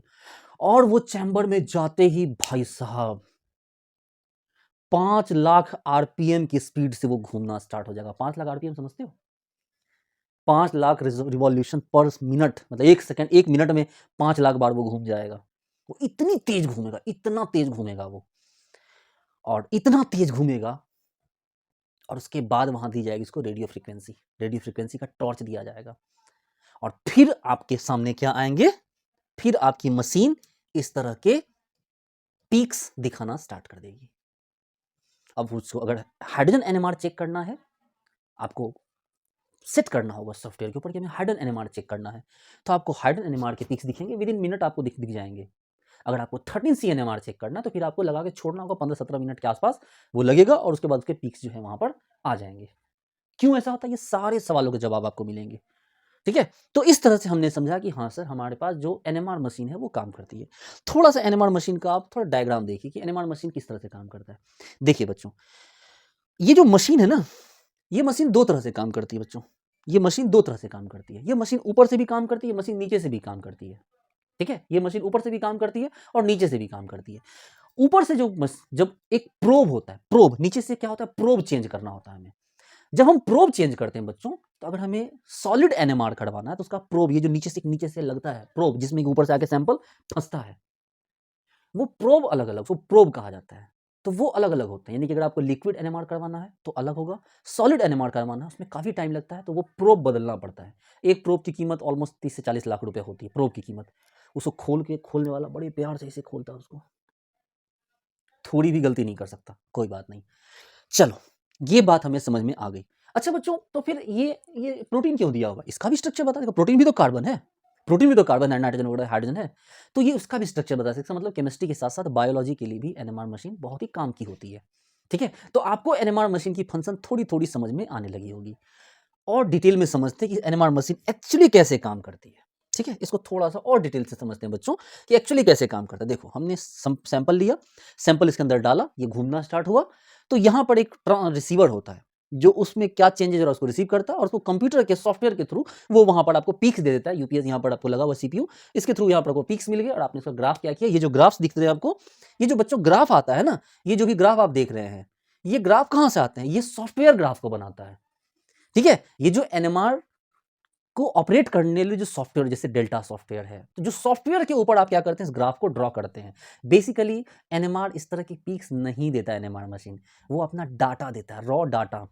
लेकिन हमारे पास जो सॉफ्टवेयर्स होते हैं, वो सॉफ्टवेयर इन डाटा को पीक्स में कन्वर्ट कर देता है और हमारे पास एक एनएमआर का डाटा आ जाता है। जैसे कि मैं आपको दिख रहा हूं ना, ये टकला सा फेस है, गोल सा कद्दू जैसा। ठीक है, ये मेरा बॉडी दिख रही है, पेट भी दिख रहा होगा। लेकिन असल में क्या है, अगर आप मेरी स्किन को हटाओ तो आपको इसके अंदर एक पूरा कॉम्प्लेक्स मैकेनिज्म, अगर मेरे सर से सारे ये अगर स्किन को हटाओ तो एक कॉम्प्लेक्स मैकेनिज्म दिखेगा, बड़ा खतरनाक सा होगा। लेकिन वो स्किन से ढका हुआ तो अच्छा लगता है देखने में। उसी तरह से जो एनएमआर है, बेसिकली वो एक बहुत कॉम्प्लिकेटेड डाटा होता है, लेकिन उसको दिखाया जाता है इस तरह कि आपको लगता है वाह वाह क्या बात है। तो एनएमआर मशीन ये बना के नहीं देता है, उसके साथ जो हम सॉफ्टवेयर यूज करते हैं वो इस तरह का डाटा हमें निकालकर, हमें पिक्स, हमें इस तरह के ग्राफ्स बनाकर देता है। तो चलिए प्यारे बच्चों, उम्मीद करता हूं आपको एनएमआर की बेसिक अंडरस्टैंडिंग आपको ठीक ठाक आने लगी होगी। ठीक है, तो चलिए हम लोग अब एनएमआर स्पेक्ट्रो, अच्छा ये सारे फिगर्स आपने देख लिए, सारे फिगर्स का आपको रीजन भी समझ आ गया, लॉजिक क्या क्या है इन फिगर्स का, ये सारे फिगर्स का लॉजिक भी आपको यहाँ से क्लियर हो गया कि जितने भी डाटा हैं, इन सबको, जितने भी हमारे पास स्ट्रक्चर्स हैं, आपको ये बात तो समझ में आ गई कि सर जब हम किसी कंपाउंड को बनाते हैं, उसे चेक करने का एक बेहतरीन जरिया हमारे पास एनएमआर है। तो क्या सर एनएमआर से ज़्यादा एक्यूरेट भी कुछ है? बोले हाँ, एनएमआर से ज़्यादा एक्यूरेट भी एक चीज़ होती है, उसको बोलते हैं एक्सआरडी। ठीक है, एक होती है एक्सआरडी और एक होती है एससी एक्सआरडी। देखो, एक होता है क्या, एक्सआरडी, और एक होता है एससी एक्सआरडी। जो एक्सआरडी है वो बेसिकली पाउडर फॉर्म में हो जाती है। देखिए प्यारे बच्चों, आप लोग सभी रिसर्च करने वाले हैं, इसलिए मैं आपको उस वे में बता रहा हूँ। ये सभी पाउडर फॉर्म में एक्सआरडी होता है, लेकिन एससी का मतलब होता है सिंगल क्रिस्टल। एससी का क्या मतलब होता है, single crystal XRD, X ray diffraction. यानी कि एक्सरे की हेल्प से हम क्या करते हैं, किसी क्रिस्टल को माउंट करते हैं। मैं आपको एक क्रिस्टल दिखाता हूँ। ठीक है, मैं आपको एक क्रिस्टल दिखाता हूँ, देखिए।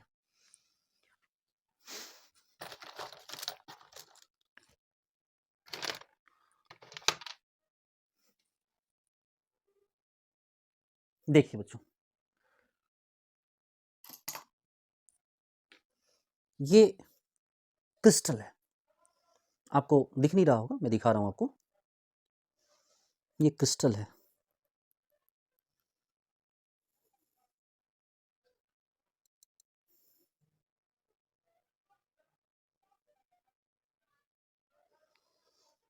दिख रहा है आपको?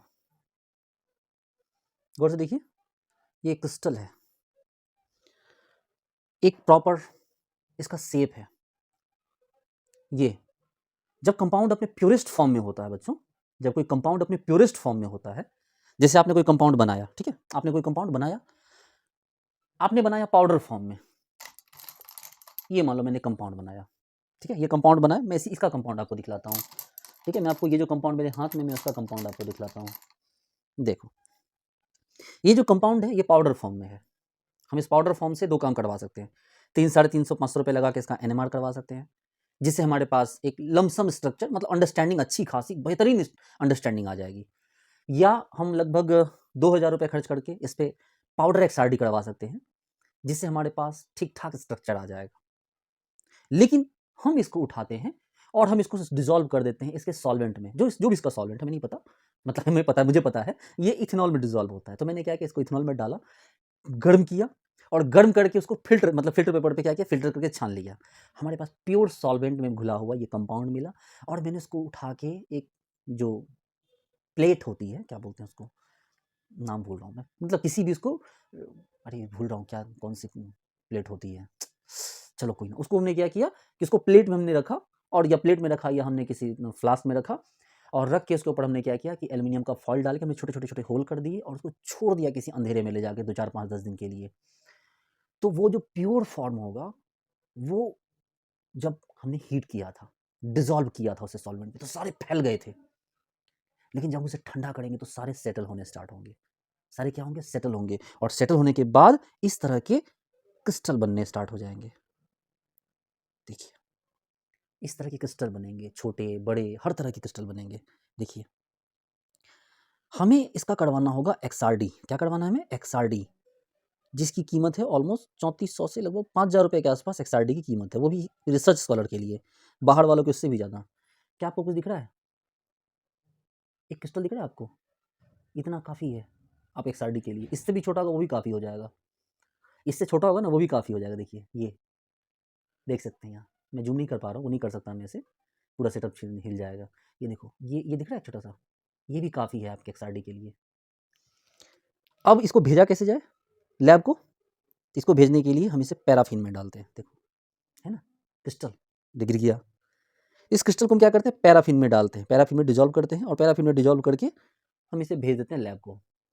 वो बोलता है इससे भी बहुत बड़ा हो गया, ये बहुत बड़ा क्रिस्टल है, इससे भी छोटा क्रिस्टल वो उठाता है और उस क्रिस्टल का वो क्या कर देता है, XRD करके हमें भेज देता है। पैसे लेता है, लगभग 4000 के आसपास लेता है। हाँ, अगर आप मतलब बाहर से करवाओगे तो आपके कॉलेज में है तो फिर उतना नहीं लगेगा, फिर तो सस्ता ही होना है। इसमें भी वही वाली बात है, सॉफ्टवेयर बताएगा कि आपका क्या बना, लेकिन ये इतना एक्यूरेट होता है कि ये ऑलमोस्ट आपको इन्फॉर्मेशन देता है। ये सारा काम हो चुका है, इसलिए मुझे हाथ इसको निकालने में ऐसा कुछ नहीं जा रहा है मेरा। अदरवाइज ये एक क्रिस्टल बनाने में तो मतलब भाई लड़कों, अगर एक क्रिस्टल बन जाए तो लोग खुश हो जाते हैं कि भाई मेरा रिसर्च सक्सेसफुल हो गया। अगर किसी का एक क्रिस्टल बन जाए तो वो खुशी से पागल हो जाता है, वो मिठाई बांटता है, अरे मेरा क्रिस्टल बन गया, मेरा क्रिस्टल बन गया। वो खुशियां मनाता है, भाई साहब मेरा क्रिस्टल बन गया। क्योंकि क्रिस्टल तभी बनेगा, आप क्रिस्टल डायरेक्ट नहीं बना सकते, पहले आपको NMR वाला चेक कर लीजिए, मन में खुश, अरे मेरा कंपाउंड बन गया है, NMR ने बता दिया कि हाँ तुम्हारा कंपाउंड प्योर है। अगर भाई साहब ने XRD करवा दिया, ले जाओ पेपर, उस पर पेपर निकाल दो आप, क्योंकि XRD इतना एक्यूरेट होता है, वो लगभग स्ट्रक्चर बना के दे देगा। ये तो जो NMR ये तो पीक दे रहा है ना, ये जो NMR ये तो पीक दे रहा है, वो प्रॉपर स्ट्रक्चर बना के दे देगा। पता है कैसा स्ट्रक्चर बनेगा, वो प्रॉपर स्ट्रक्चर बना के दे देगा NMR। सपोज करो कि आप मतलब NMR ने XRD, सपोज करो कि आप ऐसे, ये जो कंपाउंड है, ठीक है, मान लो ये कंपाउंड इस तरह से है और आपने इस तरह का मान लो बना रखा है। सपोज करो कि ये आपका जो कंपाउंड है ये इस तरह का है, ठीक है, ये मान लो कि इस तरह का है।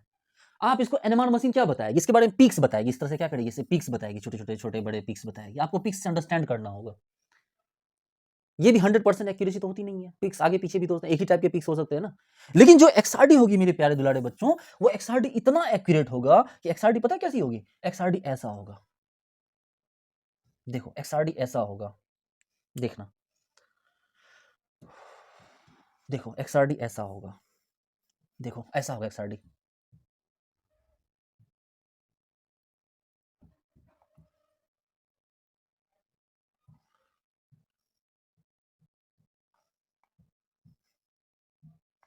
ये देखो, और क्या, ये इसमें एक जॉइंट कर देगा, इसको एक जॉइंट बना देगा इसके अंदर XRD, इस तरह से देखना।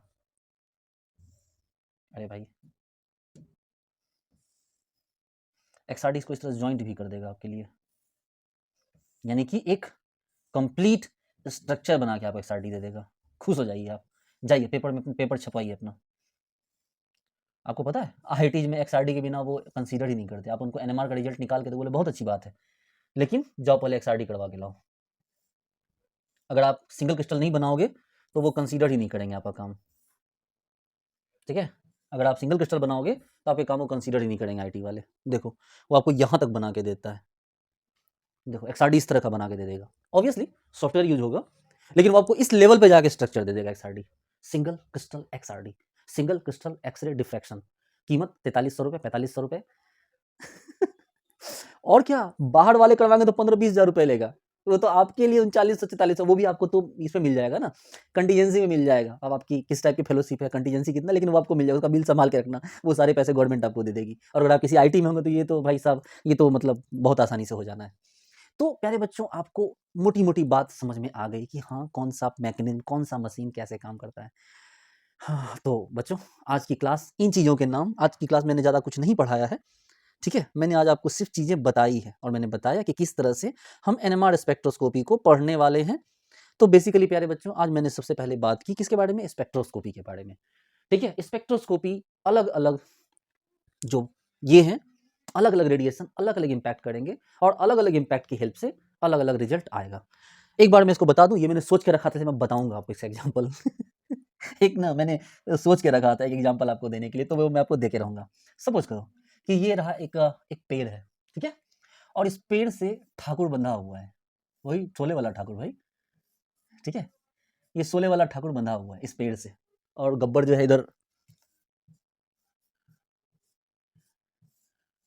तलवार लेके खड़ा है कि आज तो ठाकुर का हाथ काट देंगे भाई, ठीक है। लेकिन बोला चलो उससे पहले मैच प्रैक्टिस करते हैं, तो इसने बोला कि काम करते हैं, उसने एक छोटे बच्चे को बुलाया पहले, उसने क्या किया, छोटे बच्चे को बुलाया, मतलब ठाकुर ने ऑप्शन मांगा कि प्लीज मेरे हाथ मत काटो, कुछ और कर लो। तो गब्बर ने बोला कि ठीक है, मैं तुम्हारे हाथ नहीं काटूंगा, मैं एक काम करता हूँ, मैं कुछ अपने बंदों को बुलाता हूँ, वो तुम्हें पत्थर से मारेंगे, ठीक है, अगर तुम उनके पत्थर का वार झेल गए तो मैं तुम्हारा हाथ नहीं काटूंगा। तो ठाकुर ने बोला अरे भाई साहब बहुत अच्छी बात, चलो वो तो झेल लेंगे, हाथ तो कटने से बच जाएगा। तो सबसे पहले एक छोटा सा बच्चा आया, उस छोटे से बच्चे ने एक पत्थर उठाया, ठीक है, उस छोटे से बच्चे ने क्या किया, एक पत्थर उठाया और उस पत्थर को फेंक के मारा ठाकुर को, लगा टक से लगा, ठाकुर खुश से, अरे यार ये तो छोटा सा बच्चा मारा, क्या होगा। लेकिन क्या हुआ, थोड़ी देर बाद दूसरा आदमी आ गया जिसका साइज उस बच्चे से बड़ा था। अब ठाकुर को हो गई टेंशन, उस बड़े से बच्चे ने उस पत्थर को उठाया और ठाकुर को टक से मारा। ठाकुर बोला आ, चोट लग गई भाई साहब। फिर क्या हुआ, उसका साइज और बड़ा हो गया, अब ये बड़ा आदमी हो गया, ठीक है, इसने फिर से क्या किया, इस पत्थर को उठाया और ठाकुर को टक से मारा, मतलब ठीक है उसने उसकी बॉडी में मारा, ठाकुर को और जोर से चोट लगी। पहली बार जब बच्चे ने मारा तो ठाकुर को गुदगुदी हुई, दूसरी बार जब बच्चे ने मारा तो चोट लगी, यार चोट लग गई, तीसरी बार जब इसने मारा तो ठाकुर को ना मतलब निशान पड़ने लायक चोट लगा कि भाई निशान पड़ जाएंगे। फिर क्या हुआ, चौथा आदमी आया, ये पहले से भी खतरनाक था, इसने क्या किया, उस पत्थर को उठाया और ठाकुर के खोपड़ी पे दे मारा जोर से। ठाकुर की हालत खराब हो गई कि भाई साहब आज तो मेरा सर फूटते फूटते बचा, पूरा गोला आ गया इतना बड़ा। फिर अभी बात खत्म नहीं हुई है, इससे ही बड़ा आदमी आया, इसने क्या किया, वो पत्थर उठाया और ठाकुर के पेट पे नहीं मारा, ठीक है ना, भाई साहब वो पत्थर अंदर घुस गया, ठीक है, पूरा फट, उसका पेट फट गया।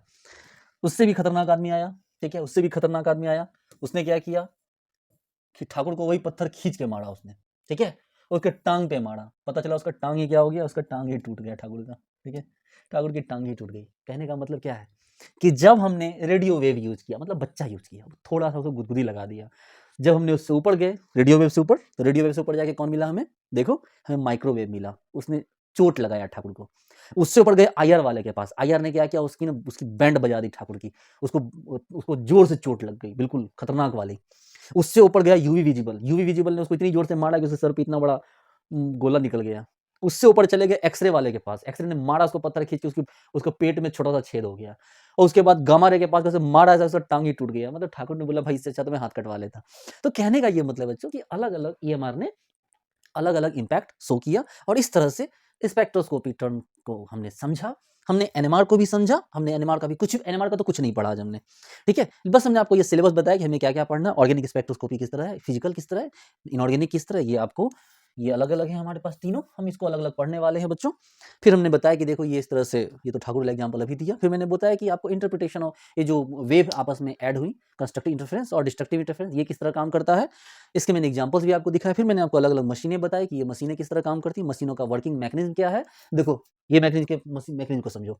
देखो मैंने क्या बोला कि यहाँ पर हमने ये देखो ये ट्यूब देख रहे हो, ये ट्यूब, इस ट्यूब को यहाँ उठा कर डालते हैं, इस सैंपल को यहाँ डालते हैं, जैसे देखो इनके बीच हम डालें, ये थोड़ी देर के लिए फ्लोट करेगा, और जैसे ऑन करेंगे ये ट्यूब कहाँ खिसक के ये ट्यूब यहाँ आ जाएगा, प्रोब वाले के पास चला जाएगा। ये नीचे से प्रोब लगाया जाता है, ऐसे नीचे से प्रोब लगाया जाता है, ऐसे करके लॉक किया जाता है। इस प्रोब के पास यहाँ होता है, ये चला गया, यहाँ दोनों साइड मैग्नेट होते हैं, ये घूमेगा लगभग 5 लाख आरपीएम से, और इसके घूमने से जो भी रीडिंग आएगा, क्या रीडिंग आएगा हम अगले क्लास में पढ़ेंगे, लेकिन जो भी रीडिंग आएगा वो क्या हो जाएगा, सबसे पहले एनएमआर कंसोल में आएगा, बहुत बड़ा सा मशीन होता है, इसमें आ जाएगा। इससे निकल के फिर ये क्या होगा, कंप्यूटर के सीपीयू में जाएगा, और सीपीयू से निकल के फिर क्या होगा, हमारे पास लैपटॉप में एक सॉफ्टवेयर है, वो सॉफ्टवेयर उसको क्या करेगा, उसको एक ग्राफ में बदल देगा। ध्यान देने वाली बात यह है कि ये पूरा कमरा एसी लगा होता है, 3 4 5 एसी लगे होते हैं, दिन रात यहाँ एसी ऑन होता है। इस मशीन को कभी ऑफ नहीं किया जाता। अगर एक बार ये मशीन ऑन हो गई तो शायद ही कभी ये मशीन ऑफ होती है। इसके लिए प्रॉपर जेनसेट का इंतजाम रखना पड़ता है, तभी जाके ये मशीन काम करेगी। अगर ये मशीन एक बार भी ऑफ करनी पड़ गई तो बहुत मुसीबत होगी। ये मशीनें ऑफ नहीं की जाती हैं। जिस लैब में होता है वो उनके पास अपना एक प्रॉपर सेटअप होता है जनरेटर का, जिसकी वजह से ये मशीनें ऑफ नहीं की जाती है। ठीक है, ज़्यादातर मशीनों को ऑफ नहीं किया जाता। अगर ये मशीनें ऑफ हो जाएंगी तो फिर बहुत प्रॉब्लम हो जाएगी, क्योंकि इसमें अगर ऑफ हो जाएगा, इसके अंदर जो नाइट्रोजन है, हीलियम है, ये ठंड मतलब गर्म होने लगेंगे तो फिर पूरी मशीन ही बर्बाद हो जाएगी। इसका एक जो सैंपल ट्यूब जो मतलब जिसमें कि घूमता है ना, वो रोटर 5 लाख रुपए का होता है। ठीक है, जिसमें सॉलिड वाला भरा जाता है। तो कहने का ये मतलब है, लिक्विड को ऊपर से डाला जाता है, सॉलिड को नीचे से लगाया जाता है, सॉलिड सैंपल नीचे से लगते हैं। ये मशीन काम करती है। ये एनएमआर का कंसोल है। कंसोल इस तरह से क्या करते हैं, एक सेटअप है जो जनरली रूम के बाहर होता है। जिस रूम में एनएमआर मशीन होती है उस रूम के बाहर ये सेटअप लगा होता है। इस रूम के अंदर जाने के लिए आपको किसी भी तरह का मशीन, बेल्ट, मोबाइल, घड़ी, ऐसा कोई भी चीज़ जिसमें मेटल लगा हो, आप उसको लेके अंदर नहीं जा सकते हैं। अदरवाइज वो मशीन भी खराब होगी और आपकी भी बैंड बजेगी, क्योंकि इस मशीन के अंदर एक स्ट्रॉन्ग मैग्नेट होता है। 1 Tesla, 3 Tesla, 5 Tesla, 10 Tesla, maximum 21 Tesla की मैग्नेट इसके अंदर होती है, जो आपको बहुत सेवियरली डैमेज कर सकती है। इसलिए इस मशीन रूम के अंदर जाने के पहले आपको अपने जितने भी डिवाइसेज हैं, इवन कि अगर आपका मोबाइल है तो मोबाइल लेके आप अंदर मत जाना। चांसेस है कि वो मोबाइल खराब हो जाएगा। ठीक है, आप कितना ही महंगा मोबाइल हो, वो मोबाइल खराब हो जाएगा कुछ केसेज में। ठीक है, तो ये बच्चों एनएमआर स्टडी का एक पोर्शन था जो मैंने आपको यहाँ बताया। उम्मीद करता हूँ कि आपको एनएमआर से जुड़ी हुई जिसकी बेसिक इंट्रोडक्शन है वो कुछ आपको अच्छे समझ में आई होगी। अगर नहीं आया तो हम अगले क्लास में जब सीखेंगे तो बहुत कायदे से इसके एक एक पार्ट्स को सीखेंगे। बहुत लंबा इस टॉपिक को मैं नहीं खींचूंगा, जितनी भी काम की चीज़ें मैं सब कुछ आपको बताऊंगा, क्योंकि जब आप समझोगे, इसके मैकेनिज्म को समझोगे, तभी इसके क्वेश्चंस आपको बहुत आसानी से बनेंगे। उम्मीद करता हूँ बच्चों सारी बातें समझ में आई होगी। Thank you so much, bye.